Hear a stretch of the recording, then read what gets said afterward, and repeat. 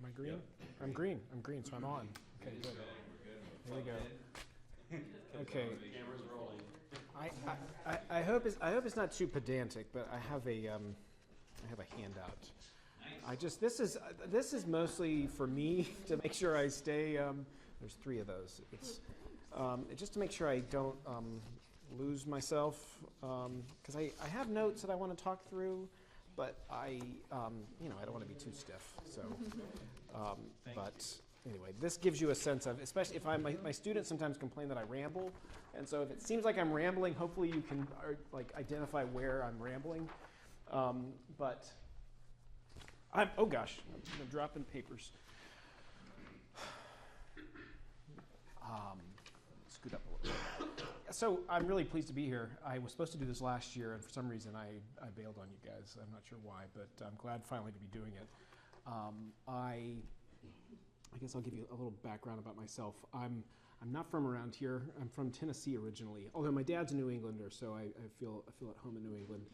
And I find in talking about the virtues that I can't not talk about sports.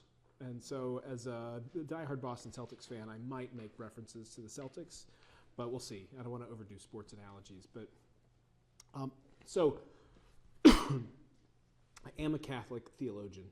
I want to make sure that it's like, you find out this guy he's come in here. He became Catholic 2 years ago. What the heck does he know? But I got my PhD in moral theology from Notre Dame 10 years ago. It was 10 years ago. I graduated 10 years ago, and came into Notre Dame I won't waste your time with my personal story, but we were Anglicans and fell in with a group of very good Jesuits. I'm not sure if I should qualify Jesuits that way, but you know what I mean. It was a really wonderful group of Jesuits who became dear friends and just began disabusing me of my Southern Protestant notions about Catholicism. And then really over the next 5 or 6 years, just worked on me, and I just found myself theologically. It's like I'm a Catholic, like theologically speaking, I'm a Catholic. So it's time to, and like my training at Notre Dame was all very Catholic, and so at some point around 2018, 2019, I said, okay, it's time to make this happen. And then I'm gonna blame COVID for slowing things down. It did gum things up. We moved up to Maine, and we bounced around a little bit left Notre Dame, and then I was at Villanova for a few years with a fellowship, and then came up here. And when we came up here, just like everything, all hell broke loose. The pandemic hit. My dad got sick and died, and there was some other. That on top of the pandemic, it was a rough time. But anyway, it slowed us down. By 2023, I don't know when, Father Seamus, you and I met. I met with you like chomping at the bit, like I'm ready to become Catholic. Father Seamus, like, well, good, but you have a wife and children as well. Like, let's talk about them. So I may come back to that now that it's out of the bag, that I haven't always been Catholic. I may come back to that as maybe like me exercising some good prudence to listen to Father Seamus's advice. But anyway, we came here a couple years ago, and I've just been really grateful to be here. This is a wonderful place. So I've got 4 kids. 3 of them are at St. Bridget, one's at Cheverus. Rebecca is our oldest. Our youngest is Hannah, and John and Julia are in between. And they're very happy to be here. They're very sporty, so more sports stuff. But yeah, so as a moral theologian, I really like that this is the conscience and the virtues class, because when you go in to study moral theology, everybody thinks all of a sudden you have the answers to like all of life's most difficult practical problems. My dad used to always ask me when I was getting my degree, like, Jeff, what are the ethics of, and it'd be some like niche problem in the news. Like, Dad, I don't know. I don't know the answer to that. I study virtues and conscience and natural law, and but that is what I studied as a graduate student. I wrote a lot about conscience, and I've always been interested in virtue. But then when you become an ethicist, you are expected to actually like have things to say about biomedical ethics and environmental ethics and stuff like that. So I do a decent bit of teaching at St. Joe's along those lines, but this is really kind of where my heart is. So I've been at St. Joe's, this is my 6th year at St. Joe's. I'm up for, knock on wood, the board is meeting to discuss whether or not I'll get tenured tomorrow. So, I mean, I'm on camera, so I shouldn't say it. I'll be very grateful if I get tenure tomorrow. I'm not going to say anything else. So anyway, St. Joe's is a very nice place, and I've been happy to be there. We have a lot of wonderful students. A few who are around here, I think. Not a whole lot, but it's a nice place. Anyway, so let's get into it. That wasn't a hand. I saw a hand go up. But so I was supposed to do this last year. I have this plotted out. I honestly don't know how long I'll go. I don't think I'll be a 2.5-hour presenter. Probably shorter than that. There are things that I want to get through, but I'm happy for you to stop me and ask any questions. And I will hopefully not inelegantly maybe ask for some feedback from you at various times. For instance, we call it cardinal virtues because they're kind of like the archbishops of virtues. They have other virtues that pool underneath them. It's a way of describing kind of a whole category of virtues that kind of depend upon or express like the virtue of justice. And as far as I know, I know Thomas Aquinas gave a list of like, here are sort of sub-virtues of justice. I don't know that we have like absolute definitive lists. I don't think the Catechism gives us lists, do we? We don't. So it might be fun to sort of think through like what are some of these like sub-virtues of something like fortitude or temperance. Anyway, we'll see. But let's just start it off. Like, why talk about the virtues? I should maybe have. I have my handout, the handout that I gave you, but then I have my notes, which have a little bit more on it. So I should make sure I'm following along with where I have you guys. But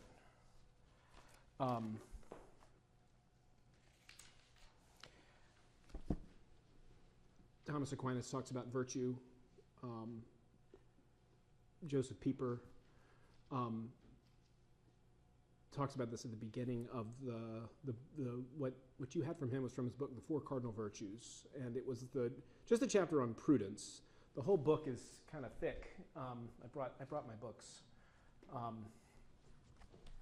He's got they're separate essays. The whole book's really good, but the one on prudence is kind of I don't know. If you had to read just one chapter, it would be that one. But I'm also going to make some reference. He's got this little book called The Christian Idea of Man, which is a nice little, it's kind of like the Four Cardinal Virtues and the Theological Virtues in a nutshell. It's just 40 pages with fairly wide margins. So it really is an essay that kind of got packaged as a book, but it's a really good short take if you don't want to read the full, whatever it is, 200-page book. But the nice thing about Pieper is he's a very clear thinker and a pretty clear writer, although he's a technical philosopher at times too, and it's kind of easy to get a little lost in what he's in, like distinctions that he's making. We'll talk about this when we get to conscience and prudence and I say synderesis. I don't know if you picked up this word in the reading. I think there's other ways of saying it, but in any case, he talks about Thomas Aquinas talking about the virtues and how in doing that, Aquinas is just picking up a very long tradition that goes way back. Like he starts the Four Cardinal Virtues talking about Plato, one of the Platonic dialogues, and it goes further back. I forget the exact quote. I think it might be in the Catechism from the Book of Wisdom that identifies the Four Cardinal Virtues as sort of the fundamental orientation of the good person. So one of the virtues of talking about virtues is, I see the virtues as kind of the give a man a fish, feed him for a day, teach a man to fish, feed him for life. The virtues is the teach a man to fish of moral theology. There's ways of when I talk about, you can get into like biomedical ethics, you can get into like manuals with case studies that say, in this case you do this, in that case you do that, in these circumstances you do this. But what you want ultimately in moral theology is to talk about the kind of person that you want to be, the kind of person that God calls us to be the kind of person that like manifests what Pieper says in this other book is like, what does it mean to be a truly human being? So Thomas Aquinas finishes the first part of his Summa and says, okay, we've talked about God. Now we need to talk about the image of God. In talking about moral theology, we need to talk about who the human being is before you talk about what a person ought to do. So I put this, I have way too, my notes are way too long, and I really wanted to get the handout down to one single page. So I tried to keep the stuff on there that was just absolutely essential. I'm not sure why I have Ted Lasso and Mr. Rogers after that first quote, by the way. I do want to get, I want to get to them in a little bit, but I like this quote that Pieper has from, this is from the book, The Christian Idea of Man, that virtue is, as Thomas says, the ultimate potentiae, it is the ultimate of what a human person can be. It's the fulfillment of man's ability to be in the natural and in the supernatural sphere. The virtuous person is in such a way that from the innermost tendency of his being, he realizes the good through his actions. I thought about Jesus saying in the Sermon on the Mount that, I don't know if I put this on the handout, but a good tree cannot bear bad fruit, nor can a bad tree bear good fruit. Every tree that does not bear good fruit is cut down and thrown into the fire. Therefore, by their fruits will you know them. And I mean, obviously, talking about moral theology, we're concerned with the things that we do. We want to act well. We want to approach this or that circumstance with, an eye to doing the right thing. But ultimately, we want to be the kind of people. We're going to make mistakes. We're going to have judgments that are erroneous. But we want to be the kind of people that, in any given circumstance, are best inclined to do the good, to do the right thing. But that gets to who we are, to what we are in our character. I don't want to muffle my microphone. So we want to talk about doing and duties, like commandments and sins. But the primary thing is the image of the good person. Like being the kind of person who, as a Christian, you are following after the image of Jesus Christ. Like, how do we be those kind of people who like follow after the image of the Lord? So, so that said, one of the things I just was getting very Christian moral theology is talking about like imitating Christ and following after the image of Christ. One thing I love about Catholic moral theology is just how generous it is to just natural human decency. That like the human person is good. There's a good creation of a good God in God's good world that often feels like it's going to hell in a handbasket. It's okay for me to use that expression. It just, the world feels, these books are clogging up my podium. I don't know. These are contentious times. But at the end of the day, it's like I don't know, maybe back in 2016 when everybody was beginning to get really, I don't know when our culture became as polarized as it is now, but there was a lot of efforts 10 or so years ago to say, well, if we just sit down and talk to each other, we'll realize, how much we have in common and how, blah, blah, blah. And I'm not trying to, I feel like I'm lampooning that. I'm not trying to lampoon that. It's like when you actually sit down with people, you find that people of all different walks of life actually aren't crazy and actually are probably this is probably a decent fellow. This person that I've been looking at from across the pews, it's kind of annoying me, or that person that I'm sure is a so-and-so on the other side of the political spectrum. Well, just actually sit down and talk to them and realize this is a regular person who is a decent, kind person who probably has some moral flaws, but they're not the villain that, I don't know, in the culture wars, you're kind of supposed to think of the other person on the other side of the line as just... Anyway, Pieper says that, I have this, I put the outline such that I say, you have the quote, the virtuous person is such that from his innermost tendency of his being, and then I'm starting the second section off from the innermost tendency. It's not, I've sort of goofed that a little bit. I think what Pieper is saying, that the virtuous person acts from the innermost tendency of his being, is to say that the virtuous person, the good person, is the truly virtuous person is acting in a wholehearted way, like a wholehearted, virtuous response to doing the good in whatever the circumstance is. And like the truly virtuous person doing it out of a love for God. I think that's what he means by innermost tendency, but I'm using it here in a little pivot to say there's something about the good that we want to do and the good person that we want to be that like echoes in every human heart. Like everybody has a sense of the good. So Pieper says that no one is ignorant. This is on page, I don't know if I gave you the quote on there, page 33 of the reading, that no one is ignorant of the fact that he must love the good and accomplish it. And then he goes on, everyone knows, expressly or not, that the good most characteristic of the nature of man is to be according to reason.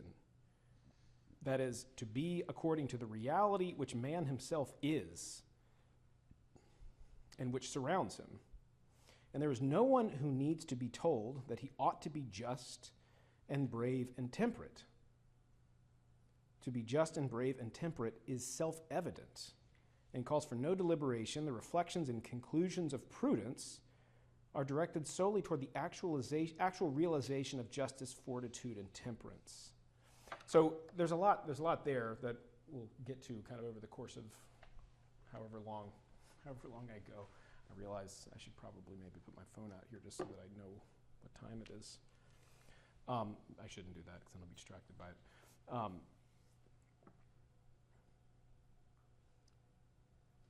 I guess what I want to pick up on is this idea that like we know justice and temperance and fortitude when we see it. I think I'm planning on talking about this later, but there's a reason why, I don't know if you're familiar with the philosopher Peter Singer. He's a bit of a notorious atheistic philosopher, and I forget what some of the positions are that he's taken that have been very offensive to Christian ethics, I think mostly around abortion issues. I think sometimes he gets taken a little out of context. He's an animal rights activist, and sometimes he said things about our obligation to animals that make it seem like it's actually we have a greater obligation to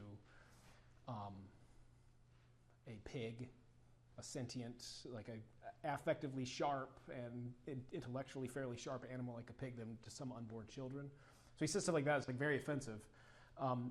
But he can read Pope Francis's Laudato Si, and it just warms his heart. Now, I think as a philosopher, he's like used his mind and gone like way off the rails in a lot of ways. But at the same time, there's still something in somebody like Peter Singer that can read a papal encyclical and say, I agree with this. This is calling out some form of action that I don't agree with this person about fundamental aspects of like life and reality, but there's something about what he's saying here that speaks to a sense of justice that I have.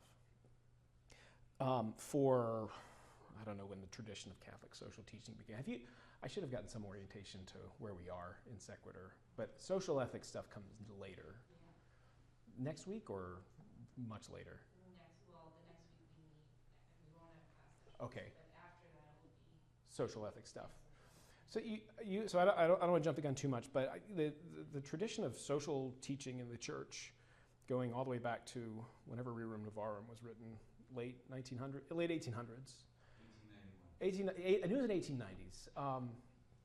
Catholic tradition has such a rich tradition of popes issuing these, long sort of book-like letters on like a particular social problem.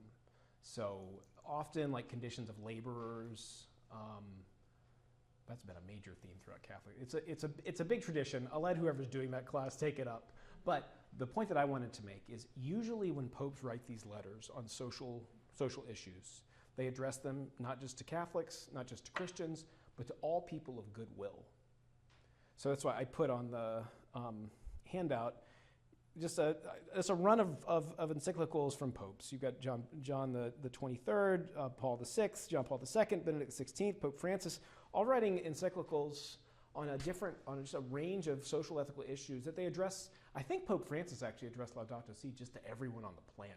I don't even know if he included like all people of goodwill, but they're making an assumption that by and large, as a normal human being, as a rationally functional human being of like decent will, you can understand what I'm saying. You can understand the nature of the call that I'm making to moral action, to intervene in some broad scale problem that's really hurting these people who don't deserve to be working in these conditions or something like that. So there's a real generosity in, I guess one reason why I think, why does this matter? I was thinking about why does it matter to say this? Why does it matter to say that at a fundamental in Catholic moral theology is to say the human person is good, and by virtue of our faculty of reason, we are capable of recognizing like justice, temperance, fortitude. Prudence is a little bit trickier because prudence is working behind the scenes, but if you see these other virtues at work, you can recognize them and appreciate them. And anybody can, as I think the idea. And I guess what I appreciate about that is I'll give an example. I'll shade out the particulars of who it is, but a family member from years ago grew up in, I don't want to impugn Protestant evangelicals too much, but since it's the old stomping grounds, I can talk about them a little bit. But there's less precision about this, about the sources of morality. Moral theology and Christian ethics is actually not something that gets a lot of good attention. And so you grow up and you just assume that like good people are Christians. Christians by virtue of the grace of God and reading the Bible, that's how we know how to be good. And then also especially Christians are temperate. Like that's people like to sort of tease this a little bit. Like temperance is the last of the virtues. It's the most private of the virtues. It's not to say that it's not important. It's very important, but we tend to trump it up as like the virtue, most representative of Christians, and we tend to think about it in ways that it's like what you shouldn't have and what you shouldn't do, and that's how people think about Christians. But so you grow up in a context where maybe like you have some notion of like Christianity is about temperance, and the people who are able to be temperate and good are like the people who live with God's grace and who go to church, and it's like Christians. But then you go out into the world, like this family member did. So I am. This is not going to be broadcast to all of you too. I doubt there's a lot. No, it's fine. You go out and you find that actually people are good. Like most people act decently. Most people are, can see a virtuous person and say, I would like to be more like that. And that person might be, not a Christian. And all of a sudden, like, well, wait a second, I thought Christians were good people. And other people can be good? And then you can maybe see like the faith starts spiraling a little bit. Like other good people who maybe have other customs and mores that are not Christian, but they're good otherwise. Like I kind of like that way of being. And they're also good otherwise. So I think I'm going to go. And these like Christians aren't very fun because you can't have anything. But you're surprised to find that there's like good people. You get at like I grew up in a very sort of it's a very Christian bubble, and maybe that's how things were in general. It's like Father Seamus and I were talking about how different life is now versus 20 or so years ago. And I felt like I grew up in a fairly sheltered Christian environment, like a lot of people who grew up in Christian homes. And then you go out into the world and see that like it's not just like bedlam out there. Like people aren't just like crazy jerks. But that shouldn't be challenging to the faith. It should be actually like be grateful for like the peace and concord that we actually have in the world. Like most people like handle themselves with not on the road, not in comment sections and social media, but generally like people act in line with like the second table of the Ten Commandments. Generally, people like follow the golden rule. And when they don't, like we all kind of recognize them as jerks. And so there's something about that that's really glorious and splendid, and it's just part of God's good creation that this is how we are. I said I was going to go on for 2.5 hours, but I've already spent a lot more time on this first page than I was planning. So once I get going, we'll get going. It is. I suppose it's the room. So anyway, I wanted just to jump in to start, just to jump into the cardinal virtues of justice, fortitude, and temperance. Partly because I think the way morality works is that you see it. You know, you see somebody acting with justice or injustice, and you can say, "Hey, that's not fair." Like kids do this on the playground. That's not fair. And you know, usually you don't sit around and say, "What? The first principles of practical reason tell me that the good is to be done and evil is to be avoided." And I think if I just think about that a little bit further, I can lay out the second table of the Decalogue. I should honor my parents. And now I can see, I should not steal, but I see little Timmy on the playground just stole the soccer ball from Julia, and I know because I just did all this rational calculation that was wrong. It's like, that's not how, I mean, that is kind of how our moral awareness kind of works in some ways, but it's a little bit more reverse. Like you see whoever I just accused of taking the ball from Julia, Timmy taking the ball from Julia, you see it, and you recognize that's not fair. He just stole something from her. And in your I see this is where I don't want to go too far back because these are before the age of reason, but you can recognize there's something that's unfair in that, and there's a whole mechanism going at work, like going on, like behind the scenes, like behind the curtain in the mind and in the heart, that is enabling the person to be able to make these judgments. So I guess first what I wanted to do, and this is why like justice, fortitude, and temperance are really wonderful things. They're wonderful things to talk about, and we could spend a whole night talking about it. But I'm going to kind of pull a Pieper and maybe give them short shrift. I mean, Pieper's got a whole book where he talks about it. Pull me and having this be your assignment for the night and give the other virtues a little short shrift and just sort of go over them a little bit briefly. What's justice? What are some of the virtues under justice? What's temperance? What's fortitude? And then get into the behind the curtain stuff. And then I do want to talk about prudence a good bit. And I think that's where we can get some examples of just, temperate, and fortitudinous, brave, courageous behavior. So I guess first, though, I should say we're talking about virtues. I just got right in and talking about virtues. I mean, I do think there's an element of, like, you know it when you see it.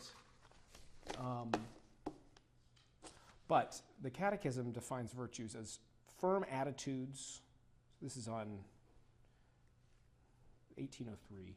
Firm attitudes, stable dispositions, habitual perfections of intellect and will that govern our actions, order our passions, and guide our conduct according to reason and faith.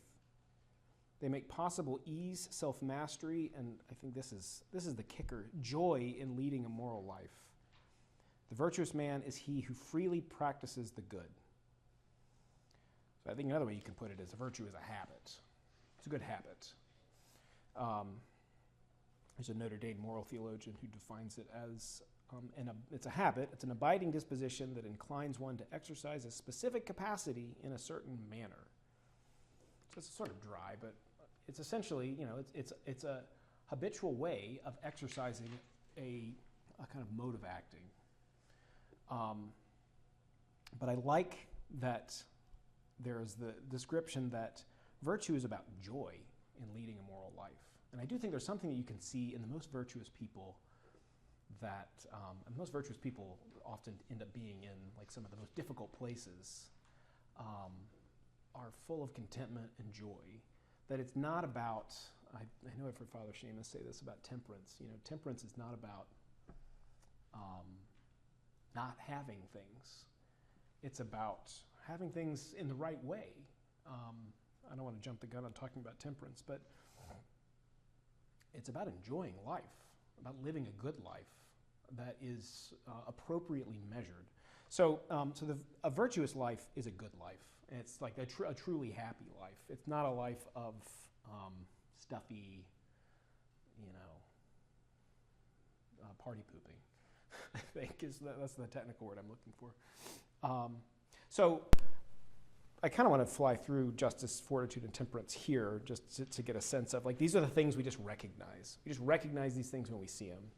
So justice, moral virtue that consists in the constant and firm will to give their due to God and neighbor.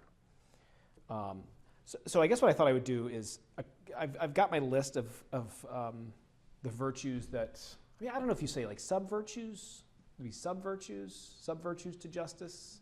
I don't know I forget how Thomas puts it in the Summa. The virtues that you can group under justice, which makes justice a cardinal virtue. He gives the virtue of religion, which is giving your due to God. Piety, in the sense of like filial piety, like honoring your parents. Respect for those in authority. Gratitude is a virtue of justice. Giving thanks where it's due. Vindication, this is like old school way of using the word vindication, but righting wrongs in a proportionate way.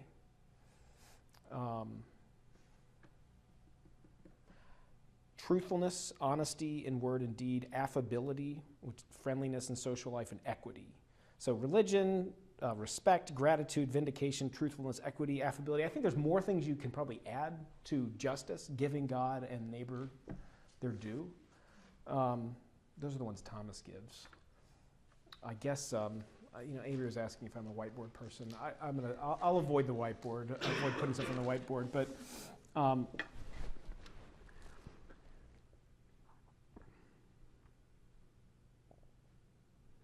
I'm trying to decide if I want to put you on the spot to give me more sub-virtues under justice, but I won't. I won't put you on the spot like that. Let's just keep going, because it'll be fun to kind of get to. There's a few cases I want to get to that I think will be fun to get some back and forth on. Fortitude, moral virtue that ensures firmness in difficulties and constancy in the pursuit of the good. Strengthens the resolve to resist temptations and to overcome obstacles in the moral life. Pieper writes in The Christian Idea of Man that you can't have fortitude without a commitment to justice. Justice is really you have prudence as the mother of the virtues, justice as, I don't know if you want to say the most important virtue, but it's the one when we're really dealing with each other as social beings. Fortitude depends upon justice. So there's kind of a concatenation, a chain in the virtues where they kind of flow from one another. So you have to have a commitment to something just and good in order to be brave and to fight for it. I don't know, we think about somebody having fortitude if they're defending something that's, maybe if they really believe that they're in the right defending something that's not good, but you need to have a cause to which you are loyal and that you think is just, at least, to exercise fortitude. And then temperance, the virtue that is very important, and I feel like in some ways it is maybe the most important daily virtue. I think about my own habits, my own vices probably end up being vices of intemperance, like spending too much time on a device perhaps. But it is the most private of the virtues. Moderating attraction of pleasures and providing balance in the use of created goods. Ensuring the will's mastery over instincts and keeping desires within limits to what is honorable. And then Pieper puts it as, I kind of like this, the catechism definition is good. I like that the way Pieper describes it in The Christian Idea is that the temperate person does not allow desires for possessions and enjoyment to become destructive or repugnant to his being. And so I think that's when I was talking about what Father Seamus was saying earlier, is that there's something about intemperate behavior is bad for you. It's you want to be temperate because, intemperance means you're probably doing something that's hurting yourself. And you're not enjoying something in a right way, you're enjoying it in a way that's probably actually diminishing your being in a way that's really unpleasant. So temperance is about, they're all of these are kind of in the Goldilocks principle of in the right way at the right time. But temperance is the one that's the most Goldilocks, that it's, not too hot, not too, it's just, you are using things in their proper kind of balanced way. So I didn't. I haven't done any other virtues that are grouped under these things. I think that's kind of fun to think about, but I might leave you that for homework. Maybe I should stop for a second though and see if you have any questions at this point. I feel like I'm being a little rambly, but I'm chugging along with the outline. Yeah. It's just a question about Peter. When did he live? Is he a contemporary? No, he was. That's a good question. Pieper was 20th century. I think he died in the 60s. Do you know? He was a 20th century German Catholic philosopher. So he was part of the early group of Catholic theologians that, like Robin Knox and Guardini and those folks. Yeah, I mean, from what I understand, Pieper was a very Catholic moral theology at sort of the turn of the 19th to 20th century was very dry. It was like very manualist in that it was just kind of like,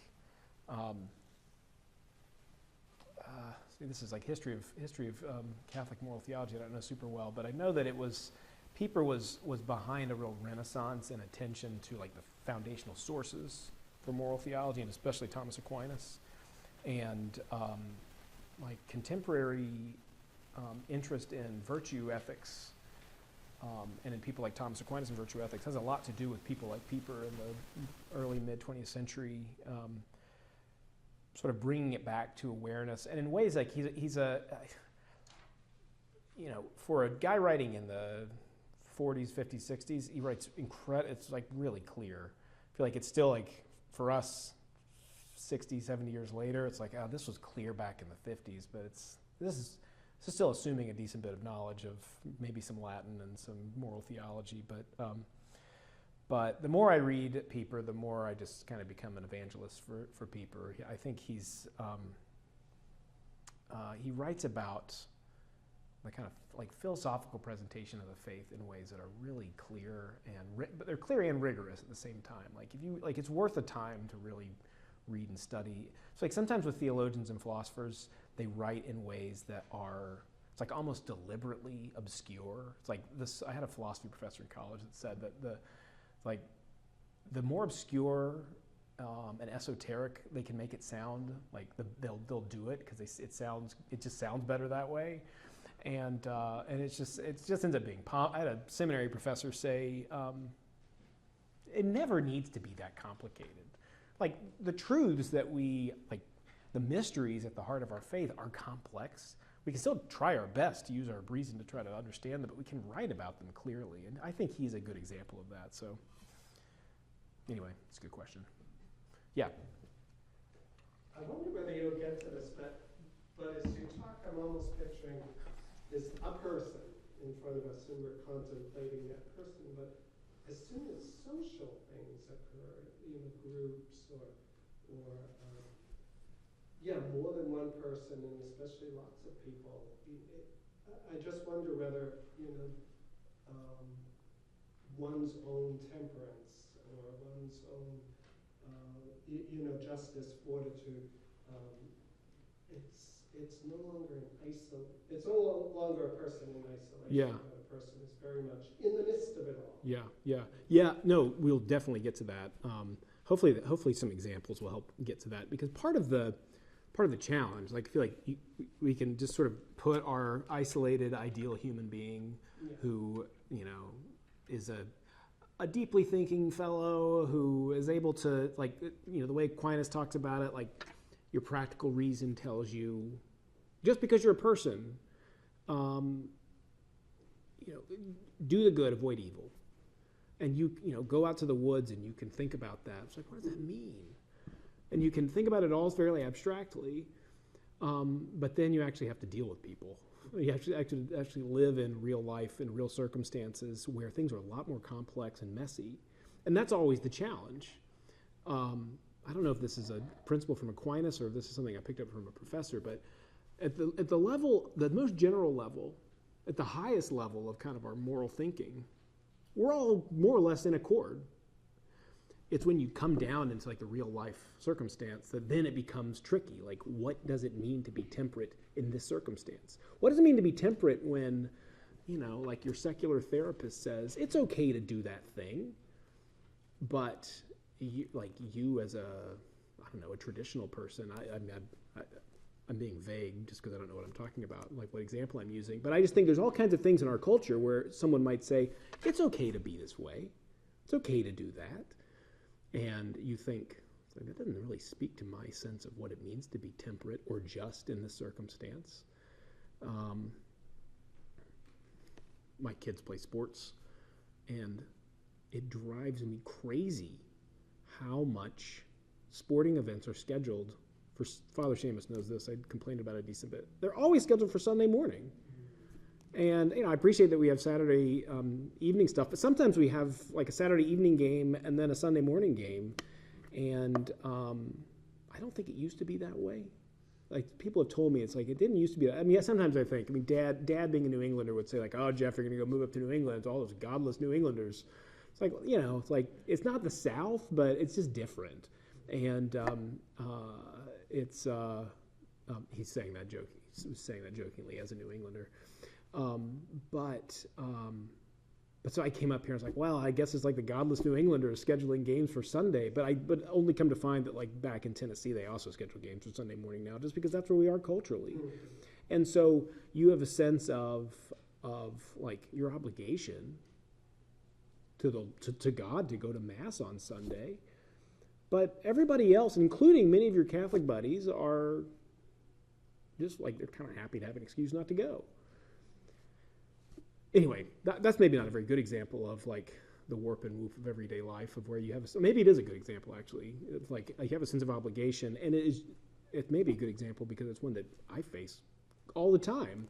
It's like, what do we do? Like, I don't want to tell our kid, tell my sons like, sorry, you can't play this game that you love because we're going to go to church. He's like never going to want to go to church, or just think like, well, church is no fun. I don't get to play the game that I love.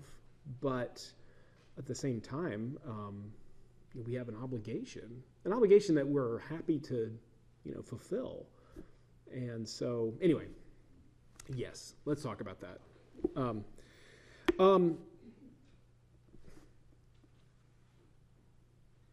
Other thoughts or questions? Well, let's stay with our abstract person for a smidge longer, because I really like, and I'll try not to wax on too much, but if the virtues and the good that they express or that they aim for is self-evident, how is that possible? Is the question. I think there's an aspect of our faith where we can say, like, to be a human being is to be at once a creature and like a material being and a spiritual being. That we do have a kind of, I don't know if I want to spiritualize this, but we do have a sort of moral anatomy. Like you can't find conscience anywhere in a person. You don't have like a little Jiminy Cricket following you around, which would be a really annoying way to have a conscience. Not everybody loves Gaudium et Spes, but I love this definition of conscience that the Catechism cites from Gaudium et Spes, that deep within his conscience. So how do we have this kind of self-evident appreciation for the virtues and for the good?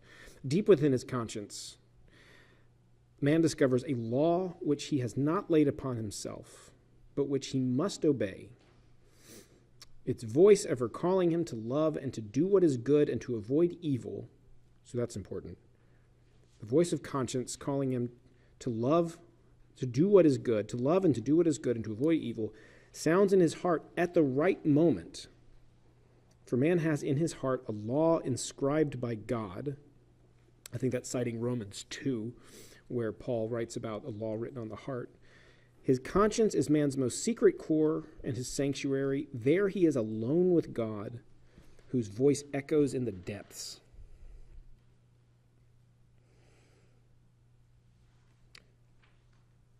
There's something I want to talk about this that I want to hold off maybe until a little bit later, where I think that there's something about this that's a little scary. It's like to be a human being is to be so equipped. Like to be a human being is to be responsible. Like to be responsible in the sense that like we're accountable, and we all kind of know it. That there's something about us. Like there's the quote in the Catechism from John Henry Newman that the conscience is like the vicar of Christ, or something like that. That there is the way across the Christian tradition conscience has been talked about is that sometimes it's like actually the voice of God. That seems a little bit, that's putting it very strongly. It's usually more along these lines, that it's kind of like an internal witness, a God-given witness to the moral good that we're called to. But I think there's also a sentiment here that we are singularly, there's something at the end of the day, I think Pieper talks about this a little bit, that like no one can make the response for you. That we are responsible. We're not alone. We're not like Hercules at a crossroads. Like we're with each other. We have solidarity with one another. But it still ultimately falls to us to respond to the good before us, to the right thing to do in this or that context. And there's something about the idea that we're living our lives before the face of, a loving and personal God who summons our good action that can be intimidating. It's like that's not. I remember I was going to give a talk on this once. I don't find it very intimidating. I actually find it very comforting. God is with us. God is calling us. God is also forgiving us. But God is holding us accountable to be good stewards, to be responsible human beings, to love one another, to do justice, to love mercy. So I'm getting ahead of myself. I think so much of this section of the Catechism on conscience is more or less just unpacking this definition. But you get this kind of very quick handoff of concepts. The Catechism mentions this term synderesis, which is just, it's in the, I think I have it on the handout. I should have this handout with me. I keep making, my notes are just, they're massive, and yeah, synderesis in conscience, okay. It's just our most basic, just to give a little preview. Synderesis, conscience to prudence. This is kind of like a trio of the behind the curtains sort of moral anatomy. On the one hand, we have a broad sense, the general sense of we should do good and we should avoid evil. Like just our it's a first principle practical reason that rings true for people. Do good and avoid evil. That is the perception of the principles of morality that we have, according to the Catechism, through synderesis. To do good, to avoid evil. It says also, as well as the perception, recognition, and welcoming of divine law. So I think this is interesting that the way Aquinas talks about it is you have the first principle of practical reason, do good and avoid evil. Like that's pretty lickety-split. And it follows pretty quickly, pretty intuitively from that, just derived from reason, everything from honor your father and mother to don't covet. Like all that, the whole table of the Ten Commandments is knowable just by reason. A little bit fuzzy on the obligations to God. I think for Aquinas, and I forget how it is in the Catechism, I think it is derivable from reason, but it's much less clear. It's like you have a sense of, like most people have a sense, a sort of a natural sense of, like there is a God to whom we owe some justice, some obedience. But the specifications of like keeping the Sabbath holy, not having idols, that's not as immediately clear to our natural reason. I do think it's kind of interesting. I don't know how long ago it was. One of these sort of popular atheist writers I think this was the case when they're writing about the God gene. I don't know if you remember this. I don't know if there's like a Richard Dawkins thing. Somebody's saying, like, you see, the only reason why we believe in God, or there's all these religious people still out there, a few thousand years later, is because there's just like a neurological, predisposition to belief in God. Like that's like if that's true, that's fascinating. And it sort of speaks to just like, if we were the kind of creatures to have a natural predisposition to believe and to accept as reasonable the existence of God, of course that God would create us with a kind of neurological, predisposition to belief in God. So I don't know why you think that that's disproving of God. But in any case, I'm getting away from moral theology. Synderesis gives us sort of the most general, basic grasp of things, which includes the Ten Commandments, more or less, especially the duties we have to each other. Then you come to conscience, and the way this is, it's like I don't want to. You can get lost in the weeds on like where does synderesis end and where does conscience begin, and then where does prudence pick it up. But they work really in like a pretty tight handoff, like if we want to think about it this way, because conscience, the Catechism tells us, conscience includes synderesis. So these like the general bird's eye view principles. Conscience includes that.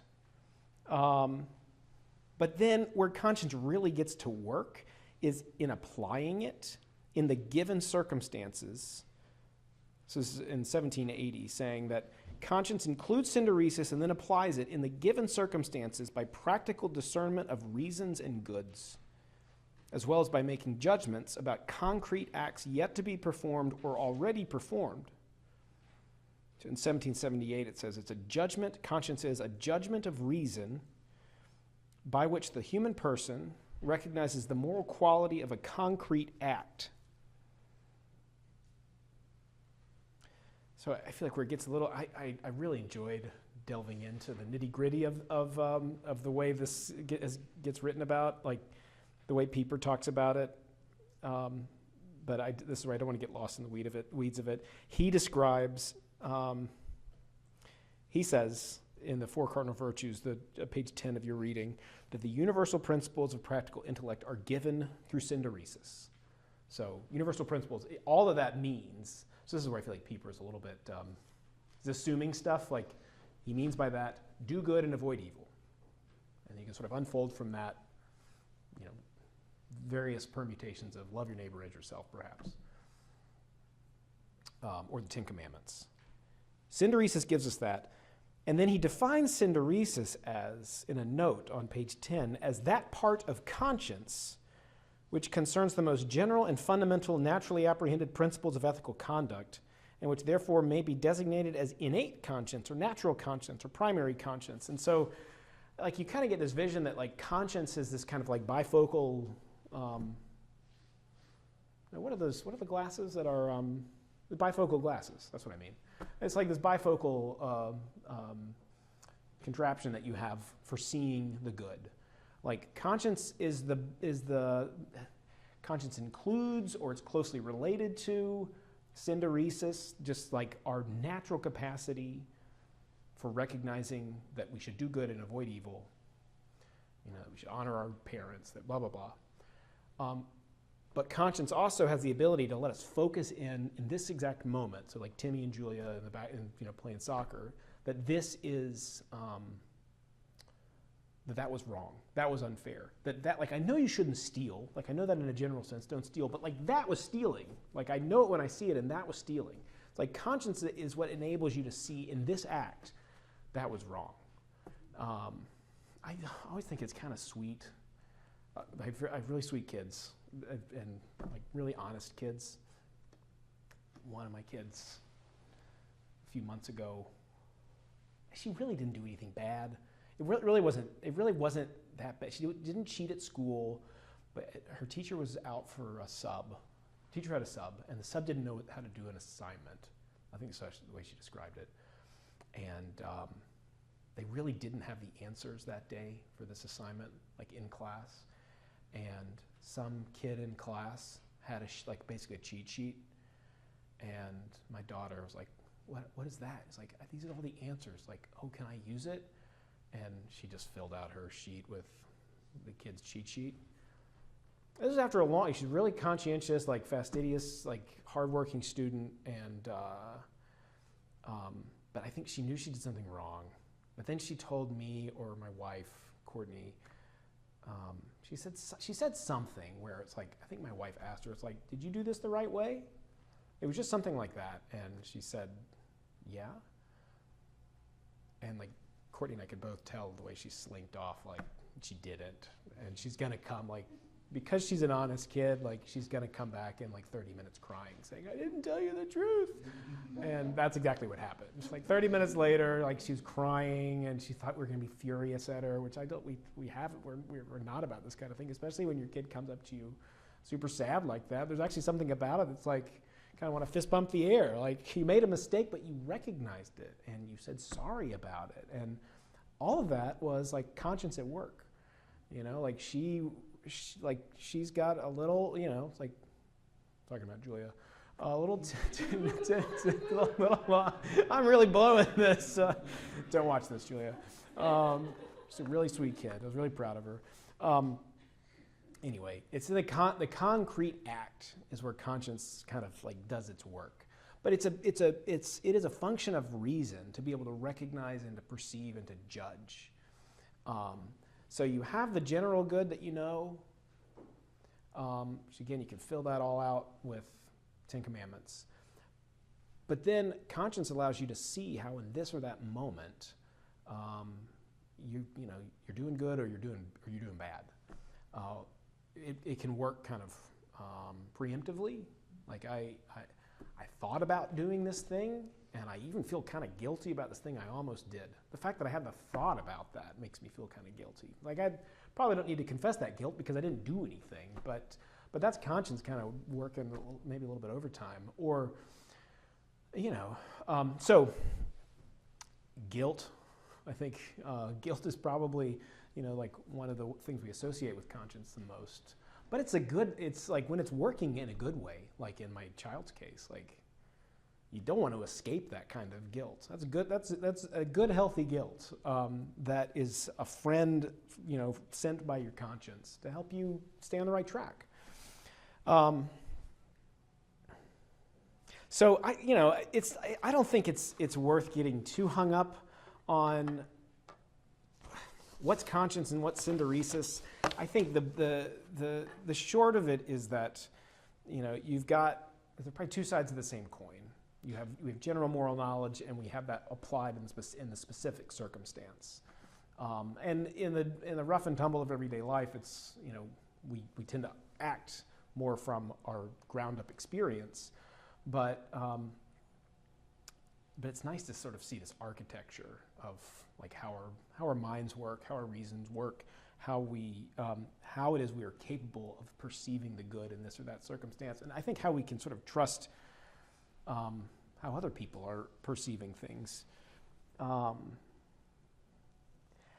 Something that I find kind of strange, I should check the time to make sure I'm not going too long before some kind of break, is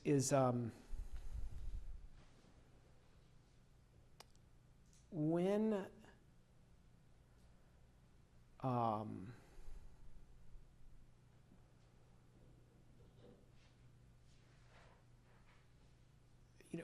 when you have something like conscience or synderesis as just like we're saying this is just a basic fact of like human reason.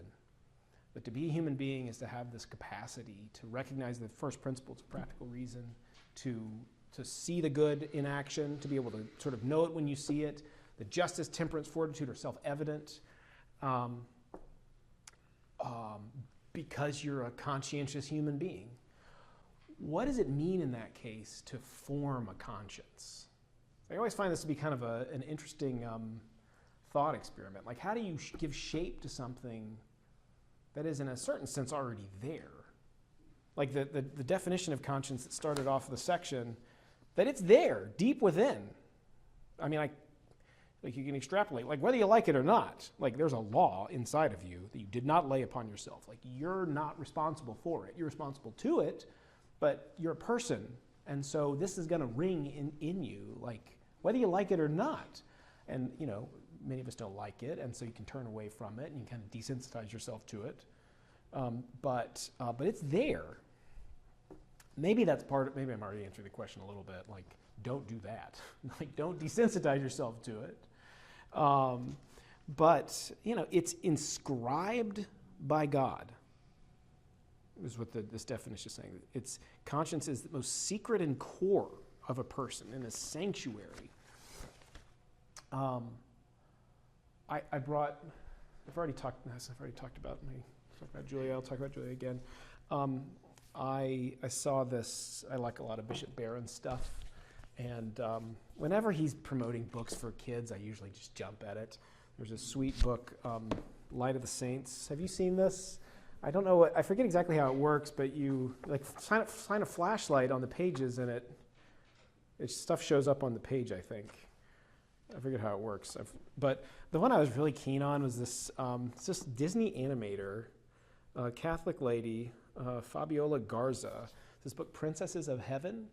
And it's just this beautifully drawn book.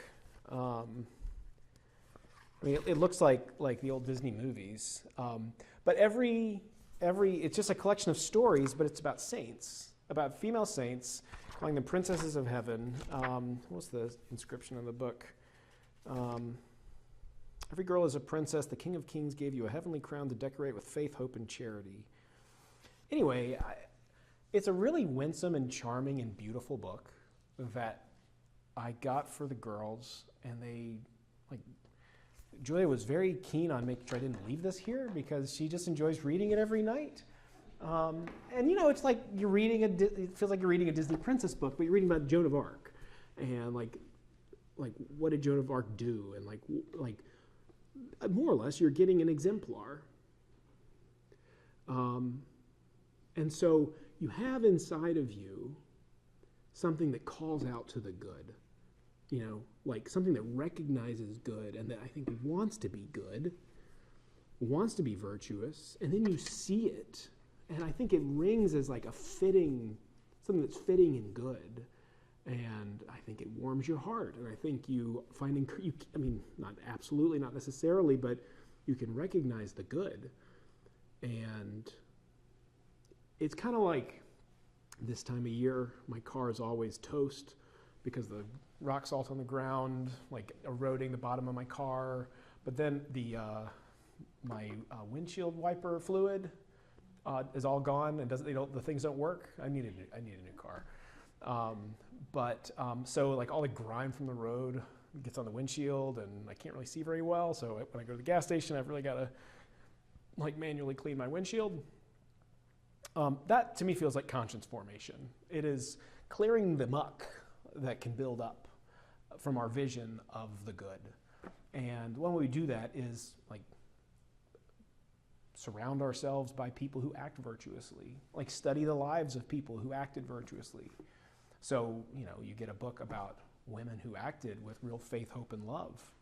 And that's presented in a really charming and beautiful way that, there's nothing wrong with putting a little sugar on this stuff and making it charming and winsome.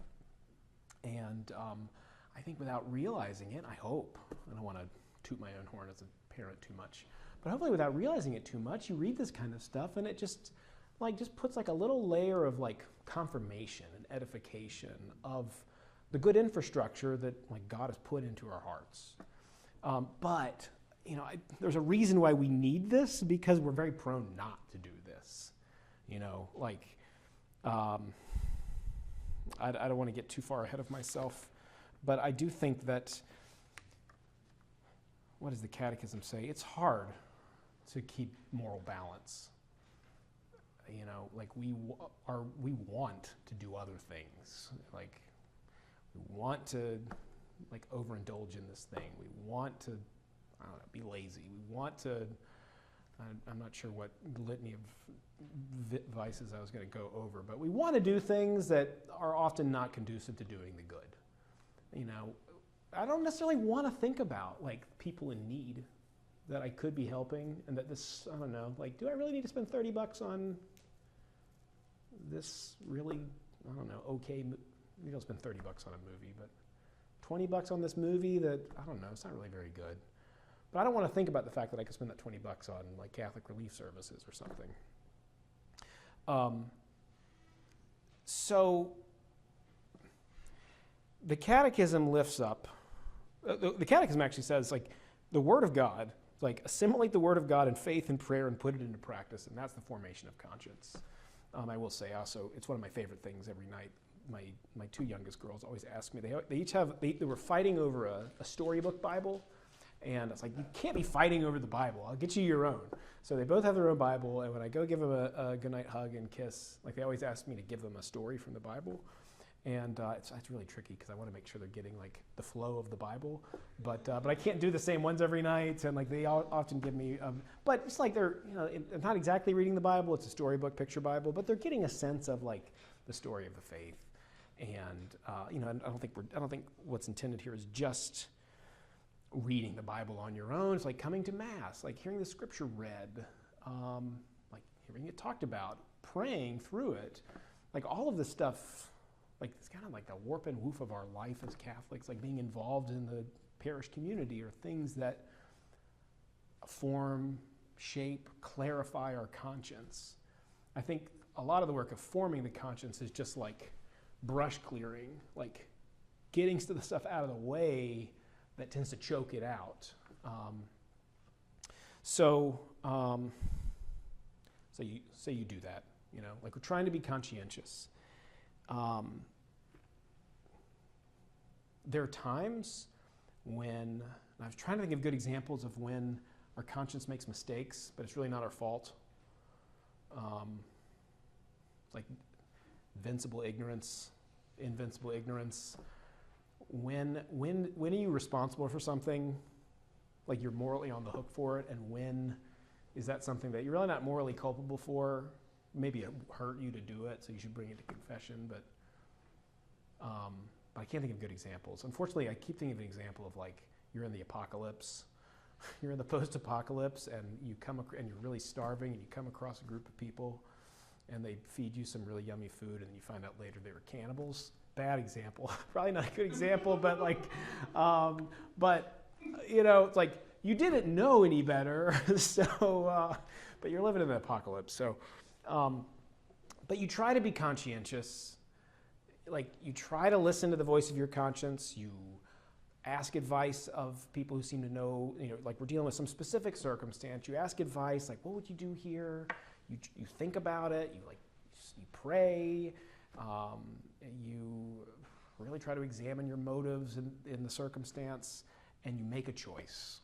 It's like when you feel your conscience is really compelling you that this is the action to take. You feel very convicted in your conscience. The Catechism says you have to follow it, but you can make mistakes. I think so. Here's an example that at first I thought it was just a good example of a guy acting with fortitude, but now I'm a little confused about it actually. So Eric Liddell, I think I put him on the handout. Did I put him on the handout? Yeah, Eric Liddell example. Chariots of Fire guy. So Scottish Presbyterian, missionary kid, very devout Scottish Presbyterian, early 20th century. If you know anything about the early 20th century Scottish Presbyterians, they're very serious about their Sabbath observance. I lived a spell amongst the Presbyterians, and there's like some of them are still very serious about like what counts for proper Sabbath observance. Like, they get a little hair splitty about it, but there are definitely some folks who still are very like clear, like you cannot work, you cannot really exercise like any serious physical exertion. It is like a day of rest to serve and worship the Lord. Like that's what you should do in like old school, like Puritan days, like go to church in the morning, come back to church in the evening, maybe like come to church for lunch. Like here, like hours of, anyway, but Eric Liddell, serious Scottish Presbyterian, also great runner. I think the 100-meter dash was his number one race, the thing that he was best at. But he gets to the Olympics and discovers that the qualifying heats for the 100-meter dash are on Sunday, and he can't do it. He is absolutely convinced that this would be a sin, a violation of the fourth commandment, that he would not be honoring the Sabbath, he would not be keeping the day holy, he'd be in disobedience to his Sunday obligation. Now, at the same, like 1929, Pope, I forget who, maybe Pius VI, I can't remember, said, sports are great. You should do sports. Like sports and leisure are great for the formation of character, and there's nothing about whether or not you can do it on Sundays, but I think, like, my understanding is that like Sabbath observance is you go to Mass, avoid, I don't know if this is still the case, but like avoid strenuous labor, but like fairly moderate, like prudential, I think, application of like what does like rest look like for you.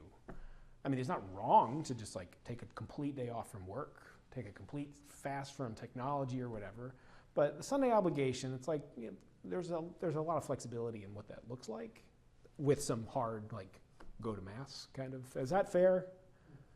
Yeah, I think maybe part of what I've heard is also just, it shouldn't be, especially work in the sense of trying to earn profit or trying to make, like, you shouldn't be preoccupied with worldly endeavors that are, especially about securing worldly possessions. Okay. In the sense of that it's meant to be a day dedicated to God and to the worship of God, but also, you like the Italians down here would always go to their go to the parents, have the, what do they call it? The sauce, Yeah. like, so everybody sit around and kind of share a meal. Yeah. So that you were supposed to not, it's not a day for commerce. Yeah. Especially, I think that would be maybe especially the thing that would be, that I've seen most. Maybe, I don't know, this maybe puts Eric a little more in the not. I guess what I wondered, that puts him in a better light, I think. I was trying to think through, like, what is it we want to say yes? I feel like you get this example of this guy. So he says, I can't run on the Sabbath because this would be a violation of my Sabbath obligation. And there's part of me that wants to say, come on, buddy. You're an amateur athlete. You're not getting paid for this. It's the Olympics. It's once in a lifetime opportunity, probably. This is your race. Go for it. Like, you're not like you can still go to church, but just run the qualifying heat. But he could not do it. And he sits in, at least if the movie, I'm not sure if the way the movie depicts it is accurate or not, but he did get a lot of pressure. He got pressure from the press, pressure from the British Olympic Committee. In the movie, he also gets pressure from the future King of England, like sitting in a smoke-filled room talking to him, saying, like, appreciate your conviction, old chap, but can you put country before God, at least in this one case? And it's like, no, I can't do it. But he's getting a tremendous amount of pressure. So you see, like, he makes a conscientious judgment, and it is exemplifying, I mean, which would be an expression of justice, justice and giving God his due. Like above all, he can't not do that. And then as he's getting pressure from, like, really powerful people, including his future king, he has the fortitude to say no. At the same time, like, he's maybe wrong. I think that's the thing that I'm sort of struggling with a little bit is, like, how do you, I think you can, tell me what you think about this, because I guess I've thought about this, like, we can respect his moral clarity, can respect his conscientious judgment, can respect, in some respects, like how he's applying this principle in this case, but then somewhere, he seems to have made an error in judgment. Possibly. He's not doing anything wrong. He's definitely not doing anything wrong. Maybe he's being overly scrupulous. Maybe. Well, it reminds me of the movie Hacksaw Ridge. I haven't seen that. It's very good. But it's a story of a conscientious objector, where again, for kind of religious, quasi-religious reasons, decides that he cannot, but he wants to wear a uniform and just go be a medic. Yeah. And again, he again demonstrates remarkable fortitude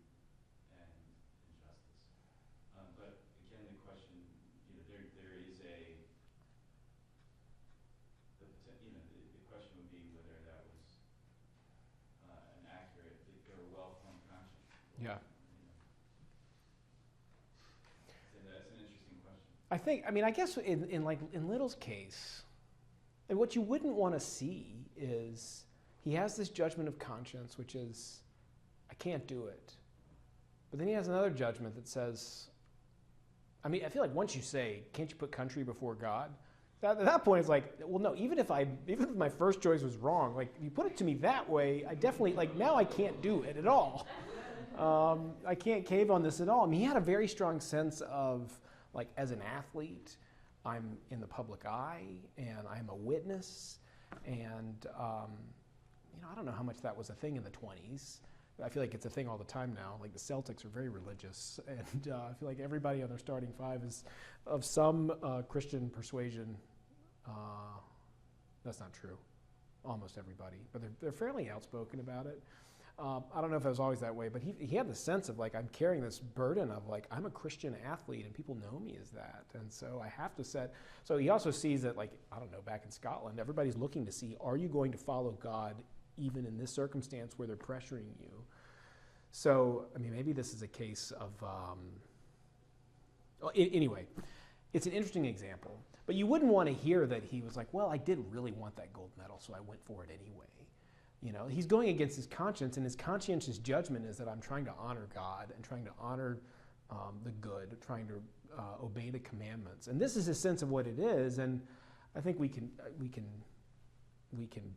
debate theologically on what Sabbath observance ought to look like, and I think it probably has taken different shapes at different times.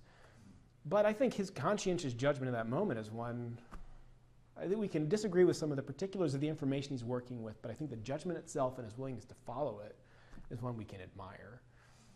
Yeah.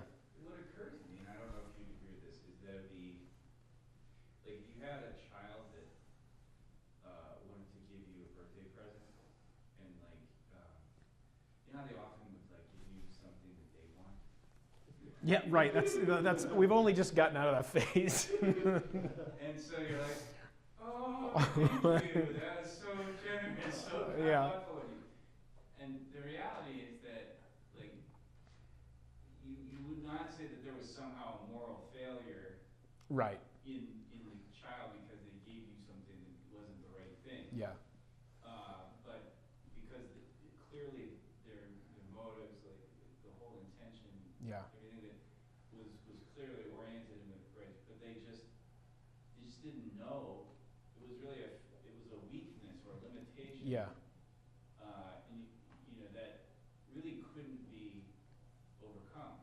You wonder in that you can see why it's you got to follow your conscience under any if your entire understanding of the scripture and of your faith is such that it precludes you from being able to do this, well then that's where you're at. Yeah. But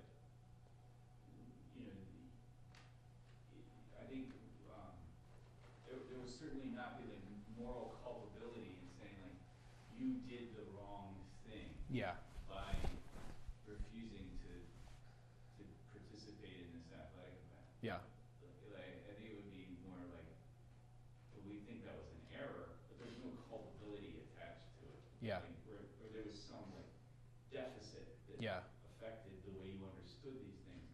But we all have deficit. If you had that perfect understanding in order to carry out a moral act. Yeah. Yeah, and I think that's the key point is that you do I feel like the Catechism is making a provision for you do the best with what you have, circumstantially with what you have, and presuming that you also have people you can talk to. You do your best to make the right judgment. I don't want to speculate too much about this, but I feel like if you're in this position of trying to make you're a good virtuous person, you're a good Catholic person, and you're trying to make a good conscientious judgment in a tricky position, you're trying to do your best to make the right decision, you might end up making the wrong decision, but you want to do it in a way that, hopefully this is the right thing to do. I just don't think people are doing that. They're not going through that kind of judgment when it's a college kid saying I really want to have sex with my girlfriend. but I just don't know if I can do that or not. And then you run through some hardcore conscientious, self-examination. Like you're not doing that in that case. It's like if you're in this position, like the Eric Little position of like, I really am trying to do the right thing. I think there's some latitude that I think we're seeing given here. Like, appreciate this person following their conscience, and then go do some more homework and read that encyclical that's going to come out in a few years. That's going to tell you that it's good to go do some sports. I want to turn to prudence, but it's a little past 7, and so it's 7:20. Take a little break. I'm sure there'd be a desire to stop hearing me ramble on. So hopefully I'm doing okay, not rambling too much. But we're about to turn to the section where I can get into a bit more concrete examples. We've got some good examples. The Eric Little one's interesting, but yeah, I'll take a 5-minute break. I should have gotten to know people. I didn't ask anybody's name, but I just said to take a break. So maybe when we come back from a break, I want to get to make sure I know everybody's name. Okay, prudence. We're making the quick handoff from synderesis to conscience to prudence, and we'll be quick on prudence. Well, I don't want to be too quick, but I want to get to fun stuff. Pieper calls this the situation conscience. I'm afraid that might confuse things because he's called synderesis the natural conscience. But I think the point is that like what he's wanting to say, what the Catechism's saying about prudence, the virtue of prudence is what gives us the ability to put our conscientious judgments into action. So I think it's the Catechism that calls it the charioteer of the virtues. I really like that image. The Catechism says that prudence disposes practical reason to discern in every circumstance. So it's working with practical reason that's, like helping us see the good and see the good here and now. But prudence's job is to help us to, figure out the means to achieve something. So Pieper writes, when he's calling it the situation conscience, he says that the special nature of prudence is its concern with the realm of ways and means, of down-to-earth realities. So I don't want to get too stuck in the weeds with like him calling it the situation conscience. I just think that the idea that it's our ability to see and to put into action the right ways of being. To put into action it's kind of like, I sort of see it in this like Wizard of Ozish sort of like pressing the buttons for justice and temperance and virtue and fortitude. But he says the prime thing is that this knowledge of reality, the knowledge of reality we have through our, like our moral knowledge, through conscience, through synderesis, it must be transformed into prudent decision, which takes effect directly in its execution. It's immediately directed towards concrete realization. So that's the distinction that I pick up between like conscience as a judgment in this or that moment that this is bad or this was good. Prudence is about like actualizing the good, doing the good thing, avoiding the bad thing. And you can't really, I think at one point Pieper says like you can't really differentiate this very clearly from conscience. It is kind of conscience in action. I forget some of the other language for it, but I was kind of pulling my hair out a little bit. Like, so what's conscience exactly and what's prudence exactly? Because I was going back through this, but I think it's just the point that's like you have an ability to see clearly the good in this circumstance. You can see in this particular mode like what's right or wrong, but then you actually have to do the right thing. You have to make a choice and do the right thing. You're actually compelled in this case where you actually have to make a decision to be temperate here, to be just there, to do something courageous here. And prudence is about figuring out how to do that. It's about actualizing that, like in real life. So Pieper makes the comment that, so this is why prudence is the mother of the virtues. It's the measure of the virtues. It is the cause of the other virtues. This might be worth reading at length. On page 6 of this, of the Pieper reading, he says that prudence is the cause of the other virtues, being virtues at all. For example, there may be a kind of instinctive governance of instinctual cravings, but only prudence transforms this into virtue, into the virtue of temperance. He gives the definition of virtue as perfected ability of man as a spiritual person, and justice, fortitude, and temperance as abilities of the whole person achieve their perfection only when they're founded on prudence, which is to say, on the perfected ability to make right decisions. I'm going to start with this. I think I put in the outline that prudence is the Michael Jordan of the virtues. This is me as a child of the 80s and 90s.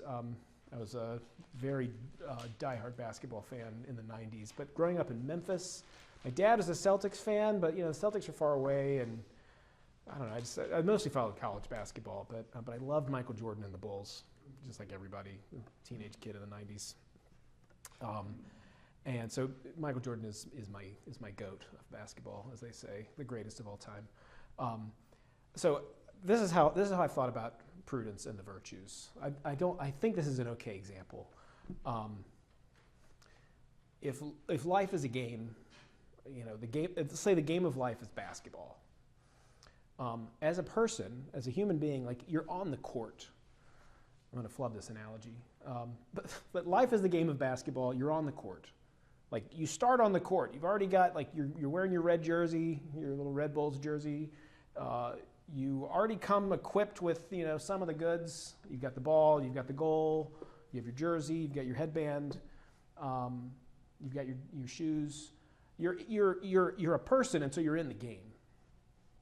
But like some people play the game better than others, and it's good to have some direction. So you have your coach, and we're going to say that the coach is both that natural part of conscience that touches synderesis, like tells you, hey, you're playing basketball right now. Like you're in the game of basketball, and like there's goods in this game. You want to score here, you don't want to score there. You want to win, you want to play well with your team. Don't be a jerk. But there's certain goods that you know this, but I'll be here to remind you of this. But also, as the coach and as the conscience, you say, we also have to play specific teams. So I'm going to switch just the Bulls. Like we're playing the Pistons next week. And when we're playing the Pistons, we need a particular plan.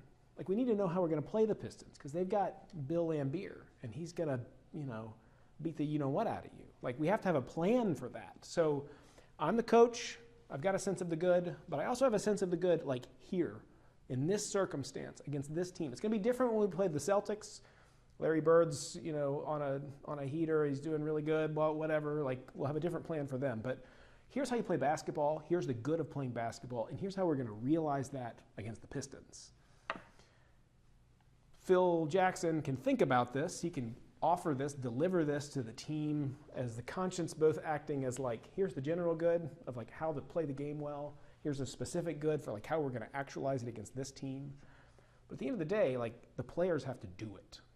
The players have to do it, and there's only so much like you can prepare.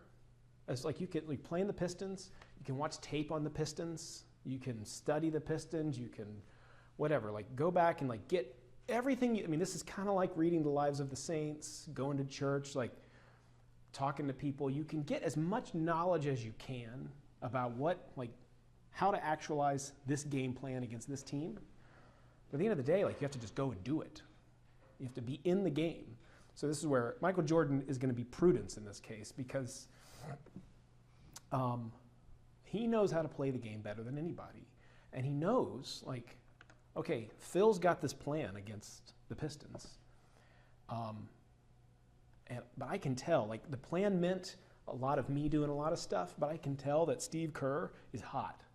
Like, I got to get the ball to Steve as much as possible. Like, it's not exactly the plan, but I think it generally flows with the plan that he had, like, I don't know. But, like, it's just for me to get, like, distribute the ball this way a little bit more because in the flow of this game, this guy's playing better. He's shooting really well, better than usual. I can see that in the moment. It's going to help actualize our plan better to get the ball over that way.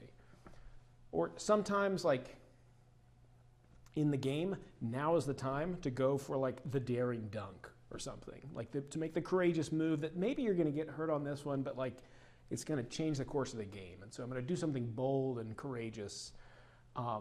But now's the time to do it. Like, maybe that wasn't the time to do it. Now's the time to do it. Maybe now is the time, like, we are, I don't know, we're up by 10. We look like we have numbers on a fast break. We actually don't. Pull back. Like, now's not the time to push it. Now's the time to like pull back a little bit, slow things down, have a little bit of moderation. I'm cooking the books on this one a little bit too much, but I hope you see where I'm going with it, is that like if he's prudence in this case, and maybe that's a weird analogy to make Michael Jordan as prudence, but the idea that like you don't always see, Jason Tatum's maybe a better example of this as a Celtics guy. Like people always talk about he's an amazing player, but you watch him play sometimes, like, why is he so good? I don't really know. It's like, I wish he looked a little better sometimes than others, but he does so many things behind the scenes that make the team better. That I think that's kind of how prudence operates. I'm losing the forest for the trees in my basketball analogies, but you don't really see prudence. You see a person acting with justice. You see a person acting temperately. You see a person acting with fortitude, like in the right place at the right time. And they're able to do that because they're prudential. So Pieper makes the point that it's like, in this case, since prudence is what like allows you to turn your cravings into temperance, there's maybe nothing more important you can do in moral formation than to train prudence. But how do you do that? Like, how do you, like, you know, you be temperate, but you train your temperance by being temperate. Like for me, I do, I don't know, I like spend too much time on my iPad, and it drives me crazy. And I know that, like, okay, here is a good little daily exercise in training like my temperance so that I use my time better. And you know, I like don't always do a very good job of it, but like I train my temperance by trying to be temperate with this thing. I don't know, like alcohol is a good example. I think I kind of blew over this talking about temperance before. Alcohol is, you know, like what is the psalm, the verse in the Psalms, the wine rejoices the heart of man or something like that. Of course, I heard a French person say that. So, you know, it's a good thing to enjoy. It's not an intrinsic evil. I think that's okay to say. I feel like the news and reports that we get about alcohol these days are actually fairly scary. It's like over Christmas, it's like basically like no drinking is good, or it's like a drink a week or something. But it's not quite as good for us as we'd probably like for it to be. I saw a statistic once that like 60 or 70% of alcohol sales. I don't know how you judge. I don't know how you make a study like this. So I should be skeptical of the study, maybe, but are to folks who drink too much. So like the majority of alcohol sales come from folks, let's just say, are like being a little too intemperate when it comes to alcohol. I think part of it's like it's a really powerful drug. It's enjoyable to have a drink, but I know for folks who struggle with alcohol, it's like enjoyable to have another drink, and it's just enjoyable to keep having drinks. And the internet's usually a very unpleasant place. Comment sections on social media. I have found that there's a big deal with dry January this year. I don't know if you I don't know. It's like where I was seeing this in the news, but I observed dry January, I think, for the most part. But people on YouTube posting videos like, so I'm losing track of myself, but posting videos on, it's like, I didn't drink for a month, look at what happened, or look what happened, I didn't expect this. This is how YouTube video thumbnails go, so you click on the video. It's like, what happens after not drinking for a year? And usually comment sections are really like full of filth and like acrimonious exchanges, but those are places where actually like the comment sections are just full of encouragement. Like, oh man, I stopped drinking a month ago and like I feel so great, and I just feel like I have my life back. And it's just like various permutations on like, this was something that really brought me down, and I am coming to this space to like give some encouragement and to slap a high five and to give likes or whatever. And I mean, I want to be careful about this because I don't want to say like alcohol is wrong, but it is something that like, I think it's a fairly quotidian vice, you know, like that a lot of us have a hard time with, like have a little bit too much. It's just easy to be intemperate with it. And it's like being temperate with your screen and alcohol. And where am I going with this? You don't see the prudence. I think as far as going, it's like you don't see the prudence behind the decisions to like that's my customary liquor store. I'm trying to cut down. So literally, I'm going to take a right here so that I don't drive by that. And I keep myself away from the temptation. That's a prudential decision. It's giving you like a way and a mean to actualize your desire to be more temperate with something that's fine, but that you've not done a great job with. It's like these little things are the like what you see is the temperance, like you see the spouse coming home saying, I didn't drink today, I didn't buy any alcohol, I'm like doing good, going strong in my dry January. And so you applaud the temperance, but really what there is also like the prudence of making the decisions that made this a little easier. So I really didn't. I think I had a note to myself, like, don't talk too much about alcohol because it's a touchy subject, but I did it anyway, so apologies. Okay, so how do you train prudence? It's a little bit unclear to me, to be honest. It's like you do it in action, but there's a few things that it kind of helps to know, like what are some of the virtues around prudence? But it might be helpful to go with some examples. So I've got a few examples to make up. Although I started making up this example earlier and I realized it kind of sounded like I was talking about my sister.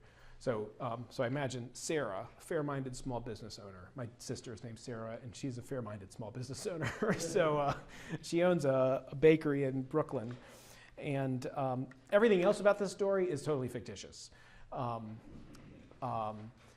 So Sarah's a small business owner. Let's say she owns a small shop, and 5 years down the line is doing well. Let's say it's 10 years down the line, it's doing well. One of her employees, a friend named Charles, is a good employee, like a good, reliable, trusty manager.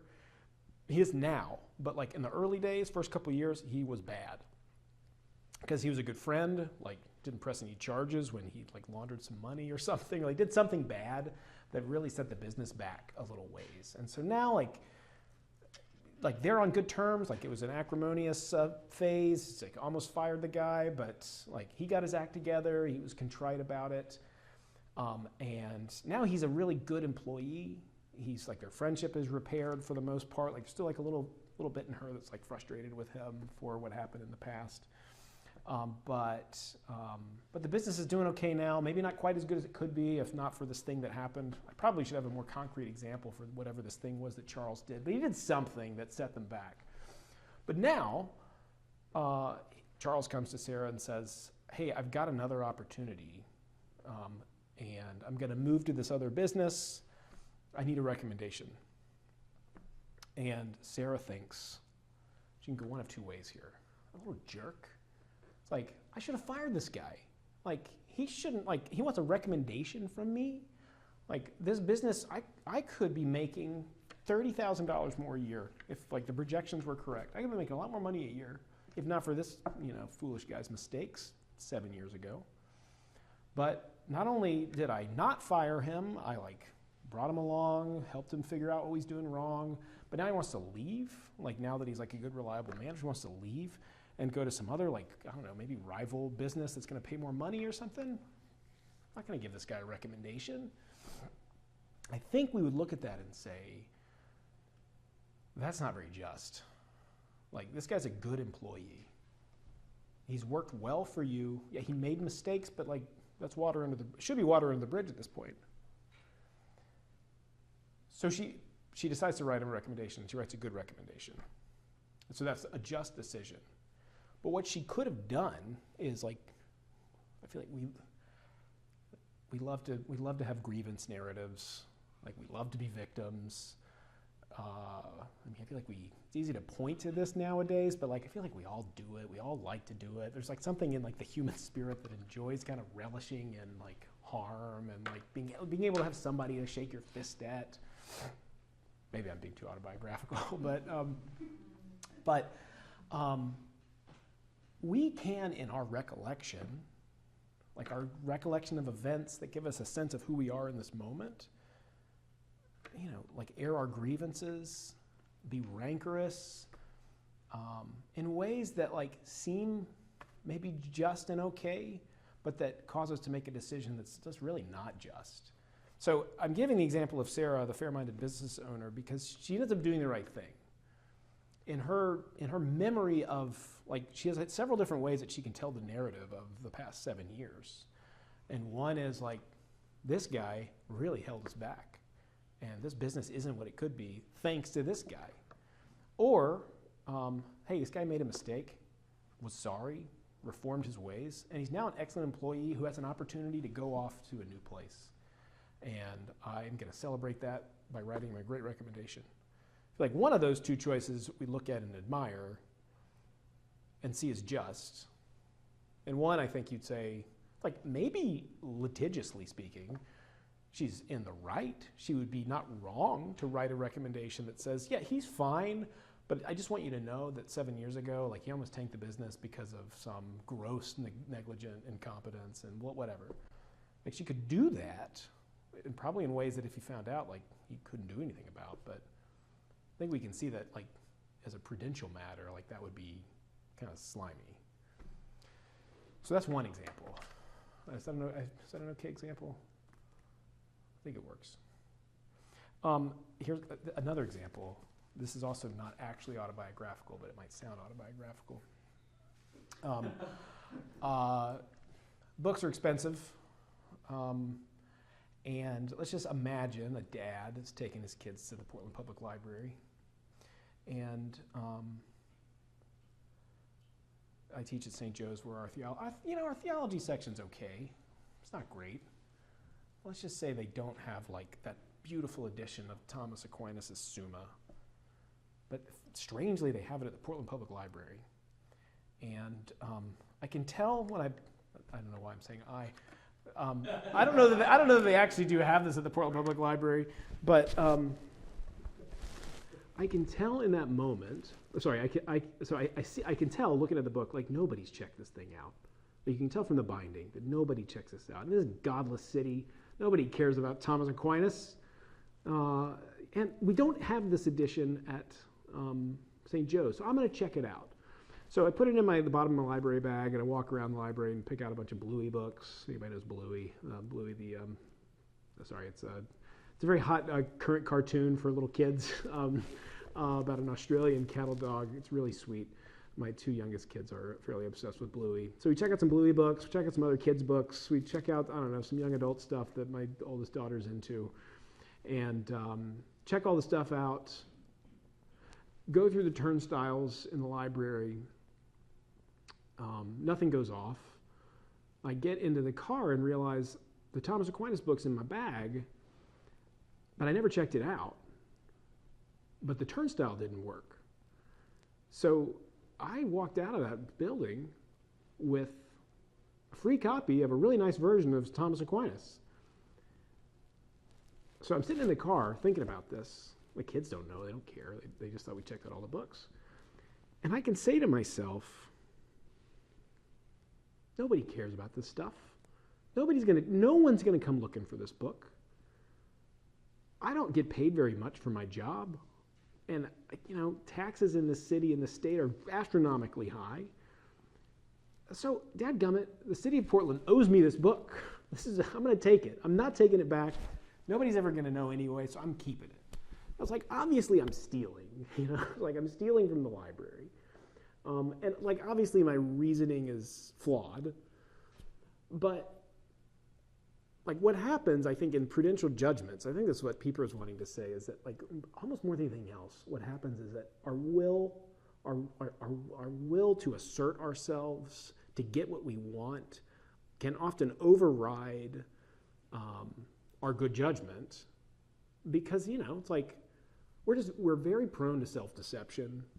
We're very prone to rationalization, even though, like, I know in this moment, I think what I'd be doing in that moment is not saying, like, you're not stealing, Jeff, it's not stealing. It's probably saying, it's like, well, yeah, I mean, it is kind of stealing, but who cares? Like, you're taking the act and you're just dialing the temperature down. Like, it's not really that serious. It's okay for me to do this. And I think that, I have had moments like this, actually, where it's like, the library censor didn't work. I think that's why I thought about this. I didn't take anything.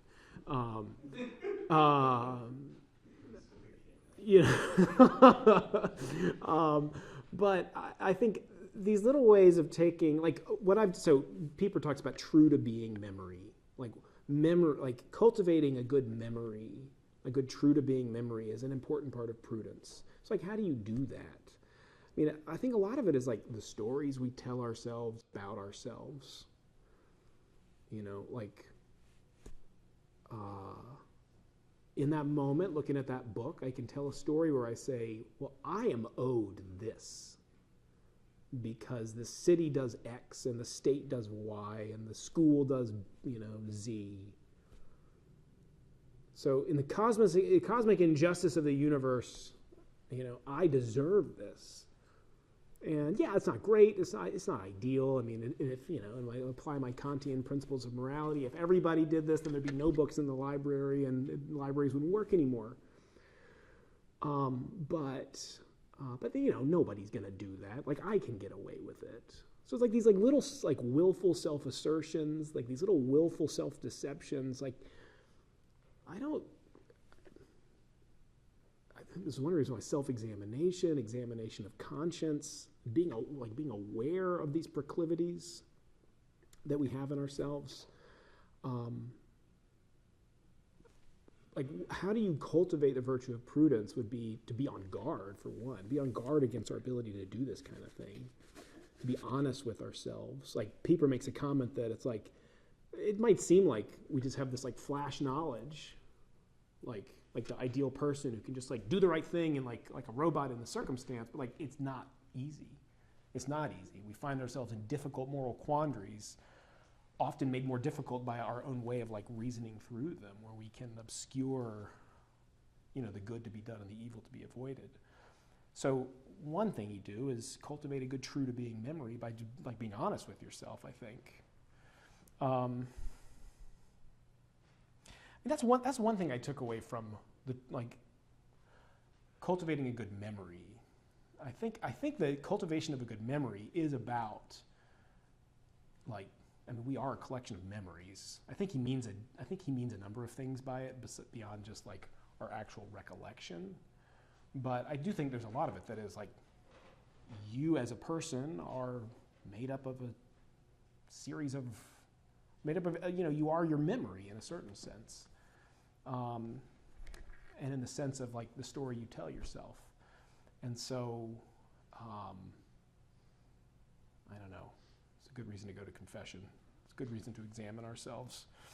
So I took the Thomas Aquinas book back. This is not a true memory. This is not a true story. I talked about screens.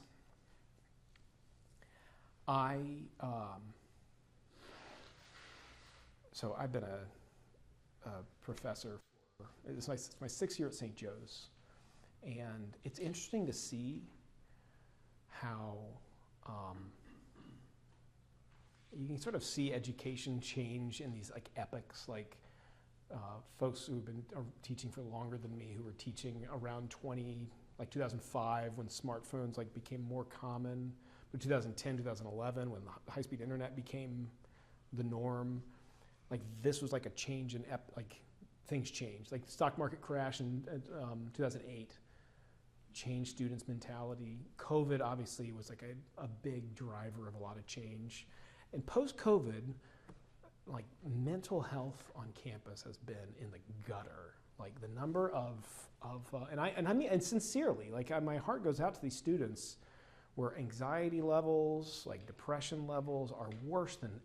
It's there's a precipitous decline in student health and well-being, and I mean not just this is not a St. Joe's thing. This is across the country, but I see it at St. Joe's, and it's you see it's all of a sudden it's we've come back to school, now things have been normal for a few years. It's holy smokes, what is happening? I think there's a lot of things that are happening, but one thing that's happening that students recognize is that this generation of student is on their device on average 9 or 10 hours a day. The average Gen Z person is on a device almost 9 hours a day, and I don't think I'm a millennial Gen Xer, but millennial Gen Xers are a little better, a few hours less, but still that's a lot of hours on screens. Like the kids are on screens for an ungodly amount of time. And most of what they're doing is social media, which is like social scientifically, psychologically proven to be like really damaging to mental health. And so I'm saying this all in the context of hopefully an anecdote on prudence and temperance. I'll show my students at the beginning, I just make it a custom now, like ironically, I'll show them a video from social media, like from YouTube, about why social media is so bad and like why it's good to get off screens. And I'll watch the video.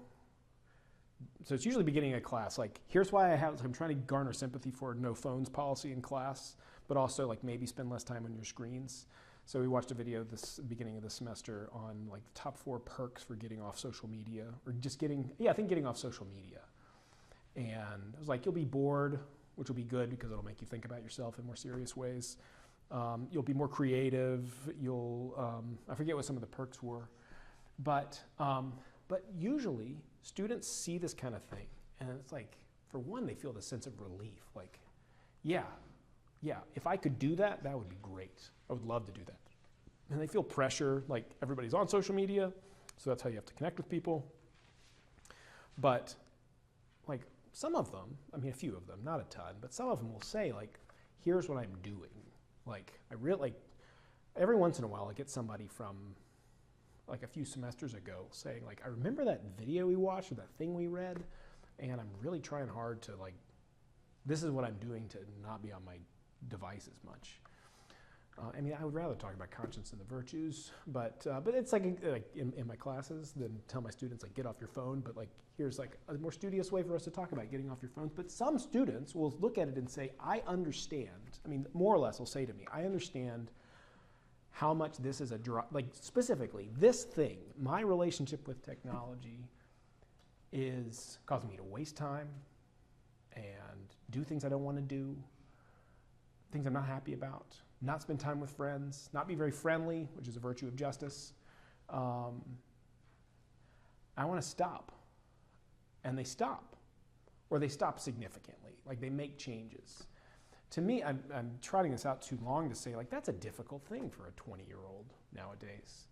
And it takes some creativity and some real willpower, I think.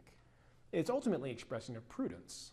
But the ability to see what somebody's saying, take the counsel, hear it, because often what you can do, like what a student will do, but I mean not just a student, say like, oh yeah, whatever, like that's easy to, like, cool, you're showing me a social media video about why I should get off social media, like I already don't want to listen to this. So I don't want to get off my phone, and I already don't want to listen to this guy because it's on YouTube anyway, so great, I'm going to go watch some more YouTube videos. You could do that, but you could also say, this guy seems like he knows what he's talking about. Not me, the guy in the YouTube video. This guy seems like he knows what he's talking about. He's saying something that I do recognize to be true, like these bad outcomes, like the fact that I can't focus, I can't read more than 2 pages before I get distracted. I think he's talking about that. I don't like that about myself. I would like to be able to have a little bit more focus and discipline at school. I'd like to talk better. Like I'd like to know how to have a conversation with my friends a little bit more. So like maybe I should talk to them more before I text them. I feel like I'm really sounding like a not Gen Zer with this kind of stuff, but they have a hard time talking. I hear all this, me, Gen Z, 20-year-old student, and I want to take it to heart and like try to start so now I go ask Professor Jeff.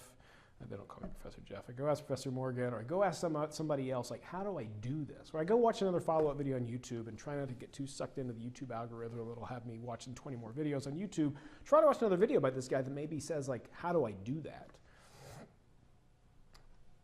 This is an exercise in prudence. Being able to hear good counsel and, like, put it into action. But, like, in this case, it's like putting into the action of temperance. Like, I'm going to be temperate. I'm not going to use my device this much, and I understand what this person is saying.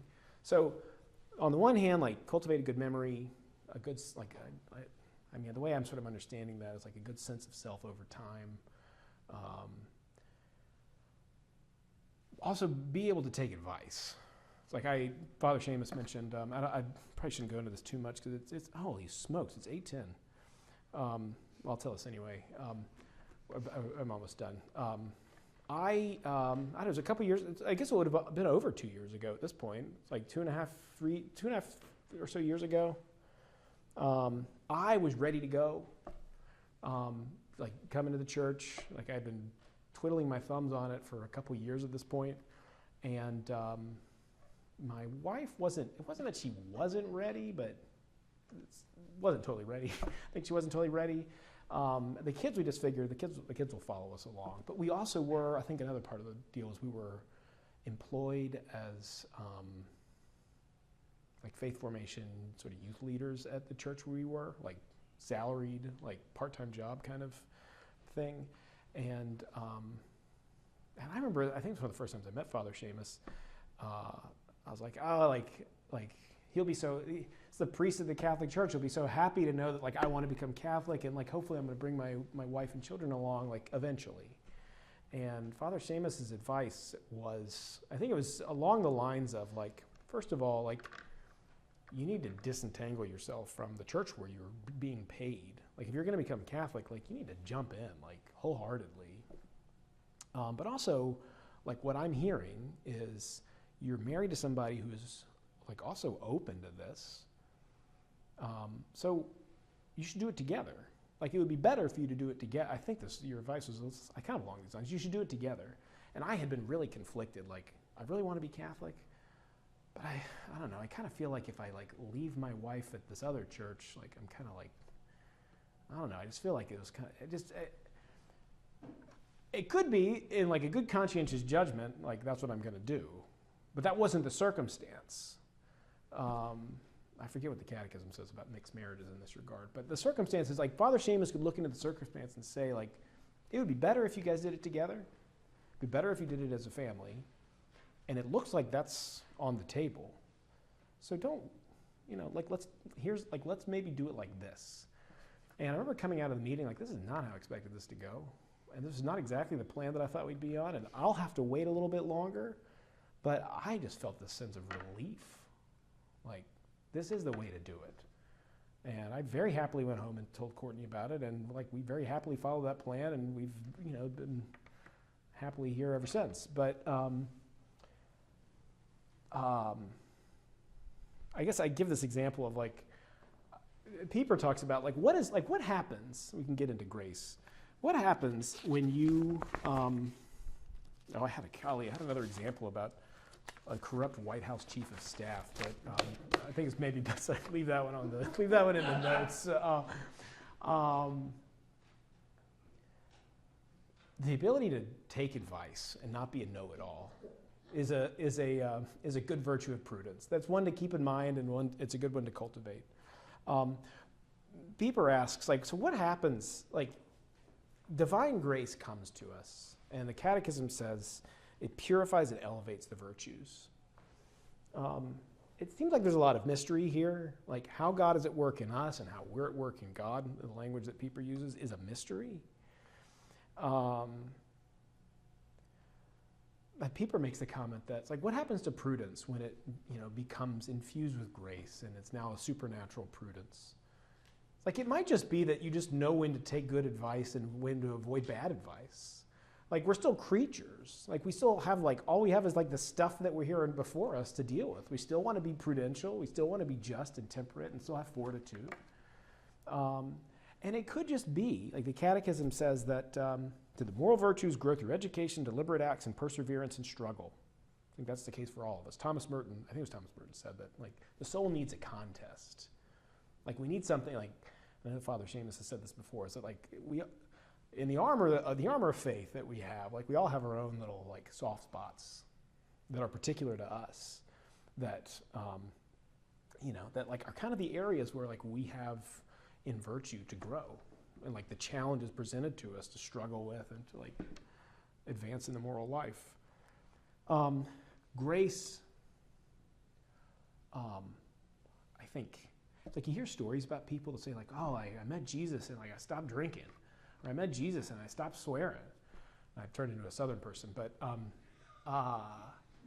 It's like it's like the cynical, like rationalist in me is like, I don't know about that. That seems a little bit too like bolt from the blue. But I think that happens. Like for some people, that happens. It really happens. I think probably more commonly, it's like we cooperate with grace to want to be more virtuous, and there's something about the fact that like you're participating in grace that maybe just gives like a little extra juice to your ability to have fortitude, like to be temperate in this moment. Like I definitely, by virtue of being a like member of this parish, going to confession, like being in church, like I'm not going to compare myself to Mother Teresa, or I just watched the Cabrini movie, like somebody like that.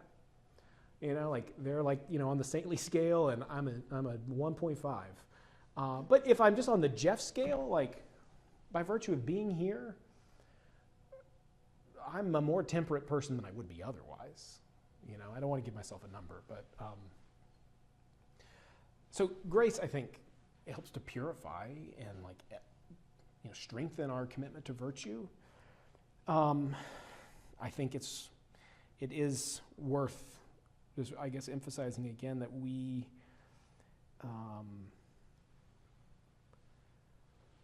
you know, we struggle. Like we need grace because we struggle, you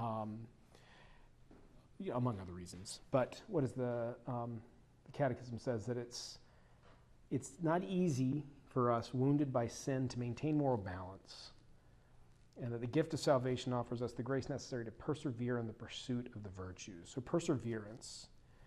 But I think it's also, it's like you take the theological virtues, it's not just extra juice. You know, it's like a whole new orientation.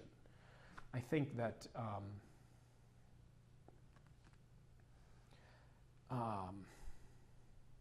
what is the cat? It's like I've got to be careful with use of time here because it is 8:15. But I heard Jonathan Edwards. It's like I know he's Puritan, sinners in the hands of angry God guy, but really interesting theologian. And he made a comment that if life has, I know I shared this with Father Seamus once, I think. If life has anything to do with God, it has everything to do with God. You know, it's like if this is real, then it really should captivate everything about who we are. It doesn't mean you have to be like crazies or something, but like from a certain point of view, I suppose, yes, like we can be crazies.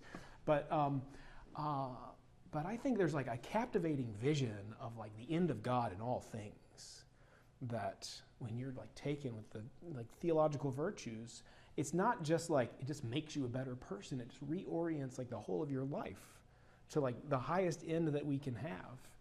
So the Catechism talks about the theological virtues animating the moral life. I have the C.S. Lewis quote that I think is applicable to what I think the Catechism and Pieper and like talking about the theological virtues is trying to get at, is that I believe in Christianity as I believe in the sun, not only because I see it, but because by it I see everything else. And I think faith, hope, and love just give a new orientation, it permeating everything in our life. So, I don't think we need to go over each one of these specifically, because I think what I really want to get to is love. Hope, you know, like there's a good example with hope. I don't know if you've heard, there's a lot of talk these days about the ancient practice of memento mori. It's like it's almost trendy in ways that make me a little bit uncomfortable, but it's a good practice. Like the Buddhists do it, the Stoics do it, the Christians do it. I mean, like it's a fairly universal ancient practice. Remember, you're going to die. I heard this kind of Stoic self-help guru talk about it as like the Stoics practiced memento mori. And look, the only thing you can we don't know anything. You know, like nobody knows like what happens when we die. Nobody knows like what, but we do know we're going to die. And so, like, how do you seize the day? Like, just remember that and just like seize the day for your life. And there's something about that that's kind of admirable, but it also feels a little bit like a kind of heroic nihilism almost. And almost like it's like sort of saying it's like childish to look for something beyond that. But I just love the theological virtue of hope is the virtue by which we desire the kingdom of heaven and eternal life as our happiness, placing our trust in Christ's promises and relying not on our own strength. And I have a long passage from the Lord of the Rings that I'm not going to quote, but where Gandalf is offering consolation to Pippin before the armies of Sauron take over, and he describes what paradise is like, and it's just this beautifully animating moment. But I find it hard to imagine like somebody like Maximilian Kolb doing in a concentration camp what he did on behalf of the person whose place he took. It's an incredible act of courage, of bravery, maybe of justice. It's hard to imagine being able to do something like that without an amazing hope that looks beyond just like this life is all I've got. In any case, I love the idea. I mean, that's another C.S. Lewisism. That like aim for the earth and you get nothing. Aim for heaven, you get heaven and earth. Like Pieper talks at the end of the reading about how participating in grace, we are able to get like a little participation in God's view of things, where you see that kind of in a virtuous way, like hold all as naught, I think is the way he describes it. You know, like can sort of relax a little bit. Like life is serious stuff, but at the same time, like we're like children at play. And we want to be earnest about our responsibilities, but also have an appropriate grasp of like what our actual ends are. And our ends aren't just in this world. So I think this is where the virtue of charity is especially important. The way the Catechism has a couple really nice passages about this, but I've got the one, the practice of the moral life animated by charity gives to the Christian the spiritual freedom of the children of God. Pieper says in the Christian Idea of Man book that love is in accord with the reality of things, the answer given by all the powers of affirmation enjoyed by man in grace to the inexhaustible reality that is God. I think there's something about this that is like, I mean, it's beyond us. Like there's like, it's almost like this is like the eschatological self or something. It's like the self that we're reaching out for, that like loves God with a wholehearted, like total love. I mean, this is why we look to the saints. Because this is difficult for most of us to respond like with the whole of our being. But the St. Basil quote, I think, is the key, is that we can turn away from evil out of fear of punishment. Good, good for turning away from evil. We are in a position, but when we do that, we're in a position of slaves. If we pursue the enticement of wages, we resemble mercenaries. Finally, if we obey the same of the good, if we obey for the same of the good itself, and out of love for him who commands, we're in the position of children. I've got I won't read it, but Augustine describing all of the virtues as forms of love. I think what love does is it takes everything that we do, like all of our prudence, all of our temperance, all of our fortitude, all of our justice, and it turns it into a loving and wholehearted response to God in all things. That in all things, I mean, what is my daughter goes to Chevreuse with the Jesuit motto, to all things God, to all things, finding God in all things, or what is the ad majorem Dei Glory? Yeah. Glory to God in all things. All for the greater glory. For the greater glory of God. So, in any case, like that's that in everything. Like every act and everything we do, it is, given up to the glory of God. And doing it, it's like you can be just, but maybe disgruntled about it. Like, this is the right thing to do, but like, okay, I don't really feel like doing it, but you'll do it. Or like, you don't really feel like being temperate here. You don't really feel like, doing the right, like Eric Little sitting in that chair surrounded by all these folks. You don't really feel like, having fortitude here. But the truly virtuous person, like the wholehearted virtuous person, does all of these things with a love for God like a wholehearted love for God. And I remember Matthew McConaughey years ago, I think when he won the Academy Award, he gave this weird speech about how you're always chasing after yourself 10 years down the road. And I forget exactly, I didn't go back and watch the speech for this, but I thought about that as like, that's kind of the idea here though. It's like, we are reaching ahead for, like, there's a gap between who we are and who we know God calls us to be. And the life of virtue is a one of, like, it's a constant pursuit of pursuing God in love in all things. And I think this is where, like, love of all the virtues gives a kind of animus to, like, the whole of our life. But I want to say in a final word that, like, we don't do this for the most part. You know, like, we fall short of this. And I take a lot of comfort in, like, Pieper makes this comment towards the end that, the accord of the natural order, like our natural virtues, with the new life of friendship with God. So, like, we're living in grace, we're friends with God, but we can't construe that in a sense that it's immediately given or realizable in smooth and harmonious development. The writings of the great friends of God make plain on almost every page that the actual life of the Christian is ruled by a different kind of law, the life on earth, which has not yet attained the peace of concord, the concrete combination of the natural and the supernatural, is subjected to all sorts of liabilities and contradiction and disharmony. And our life is marked by, like, we make mistakes, our judgments are wrong, our motives are mixed,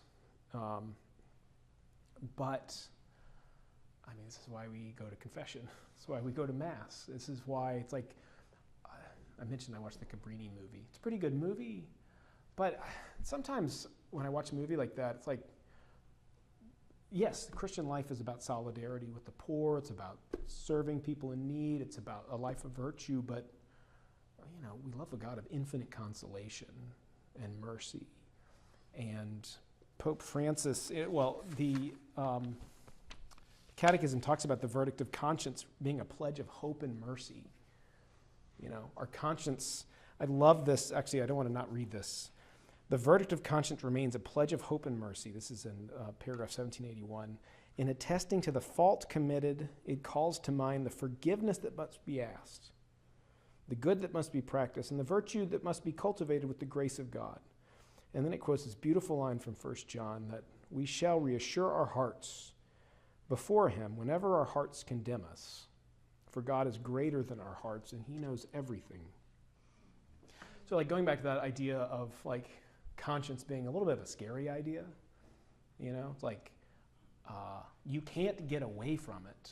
Like, you can't get away from the fact that you're a responsible person. Like, you are called upon to respond. Like, we are accountable before a law written on our heart, but revealed to us. Augustine in Confessions, like, for the, first 2/3 of Confessions is like, I tried to get away from you, God. I tried and I tried and I tried and I couldn't. Like, everywhere I went, like, you were there working. It's just rife with quotes like that. Like, but he says at one point, like, the good thing about the fact that you're always there and you won't leave me alone is that getting back to you is not the kind of place you go, like, with a ship or by feet, but you have the will to go. Like, God is there, and you just turn. Like, repentance is to turn. And so the moral life is filled with moral failures, but the grace and mercy of God are there for us in our failure, are there to pick us up and to keep going. And I think, I don't know if he says it as much, but Pope Francis, certainly for much of his papacy, has loved to reiterate that God never tires in forgiving us, but we just tire in asking. And I think so much of the moral life is like, I screwed up, I'm going to put my head in the sand and just kind of, like, let it go. And, like, I'll probably go to confession in a few weeks and, like, I'll clean things up then. But, that's not a good way to go. But I think it's a good refrain that God never tires in forgiving us, even if we tire in asking. And then that just gives us you can fall 1,000 times a day. You just get back up and go again. So anyway, gang, I went longer than I thought, so, but I'm going to blame it on myself for not doing it last year. So now I know. But thanks for listening to me kind of blather on. I did cover the whole of the outline. I skipped over a few things, but I didn't give any time for questions and stuff. But I'm happy to stick around. And I was going to ask who you guys are, like who your names and stuff, and I didn't do that. Golly, this is what my students say about me. It's like, he's a nice guy, he talks a little too much, but I'm sure the cool thing about here is, we all see each other around. Maybe it's Stations of the Cross on Friday. Yes. Or things, and so that's the wonderful part of being here in the parish too. yeah. I have like 80,000 questions that I could ask you, but it's like because this is fascinating stuff. I think anyways, just trying to navigate all of this, and the virtues are just conscience is a really, and I think a lot of when you work with people, more often than not, they're a lot of their attention and what really, if they're in a loose sleep at night, it's not usually a theological concept that's keeping them up. It's their conscience. Yeah. And they're wrestling with different things, and what do I do here? How do I think about what I did, what happened there? What about if I choose this, what's going to happen if I do that? And I think it is really important that we help each other, as you said, forming conscience. How do we do that? Yeah. How do we help each other? How do we? I think there's a really important role of helping each other. I hadn't heard this, but this idea of like having accurate memory as being critical to the formation of conscience. That makes a lot of sense to me. Yeah, I was sort of like trying to get my mind around what when Pieper is talking about the true to being memory. Like, what does this mean exactly? And the way he talks about like sort of he doesn't say it very clearly, but he's like constantly juxtaposing it to some form of self-deception and falsification in memory. Well, you can see how that would lead to flaws in your moral judgment. Yeah. Kind of like you were saying. Like, Yeah. if you see yourself as in a distorted way, then you're not going to understand your relationship to other people or to God or Yeah. to the world correctly. Yeah. That's interesting. Pascal said that Blaise Pascal that it's difficult to believe because it's difficult to obey, and I've been thinking about that like in light of like what keeps people up at night, like like there's hard theological questions, but like for the most part people don't like fall away from their faith or reject like religious faith like really because they're super rational. It's like usually because like there's some things they want to do.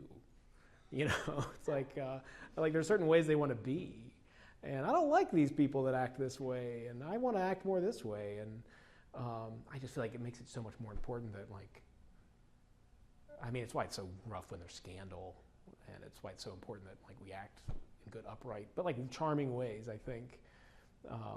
But I do like so it came up in the reading somewhere. I got the Augustine's quote, like, love God and do what you will. Like, love God and do your best, I think. It's like orient your life to the love of God and love of neighbor. And, it's like, we'll do our best. And I think that's like, if the rudder is set that way, I think you can do worse in navigating the travails. But anyway, thanks, guys. Thank you. I appreciate it. Yeah. Thanks so much. Much appreciated. I would have liked to have chatted more. I'm not going to forget these books. Yeah.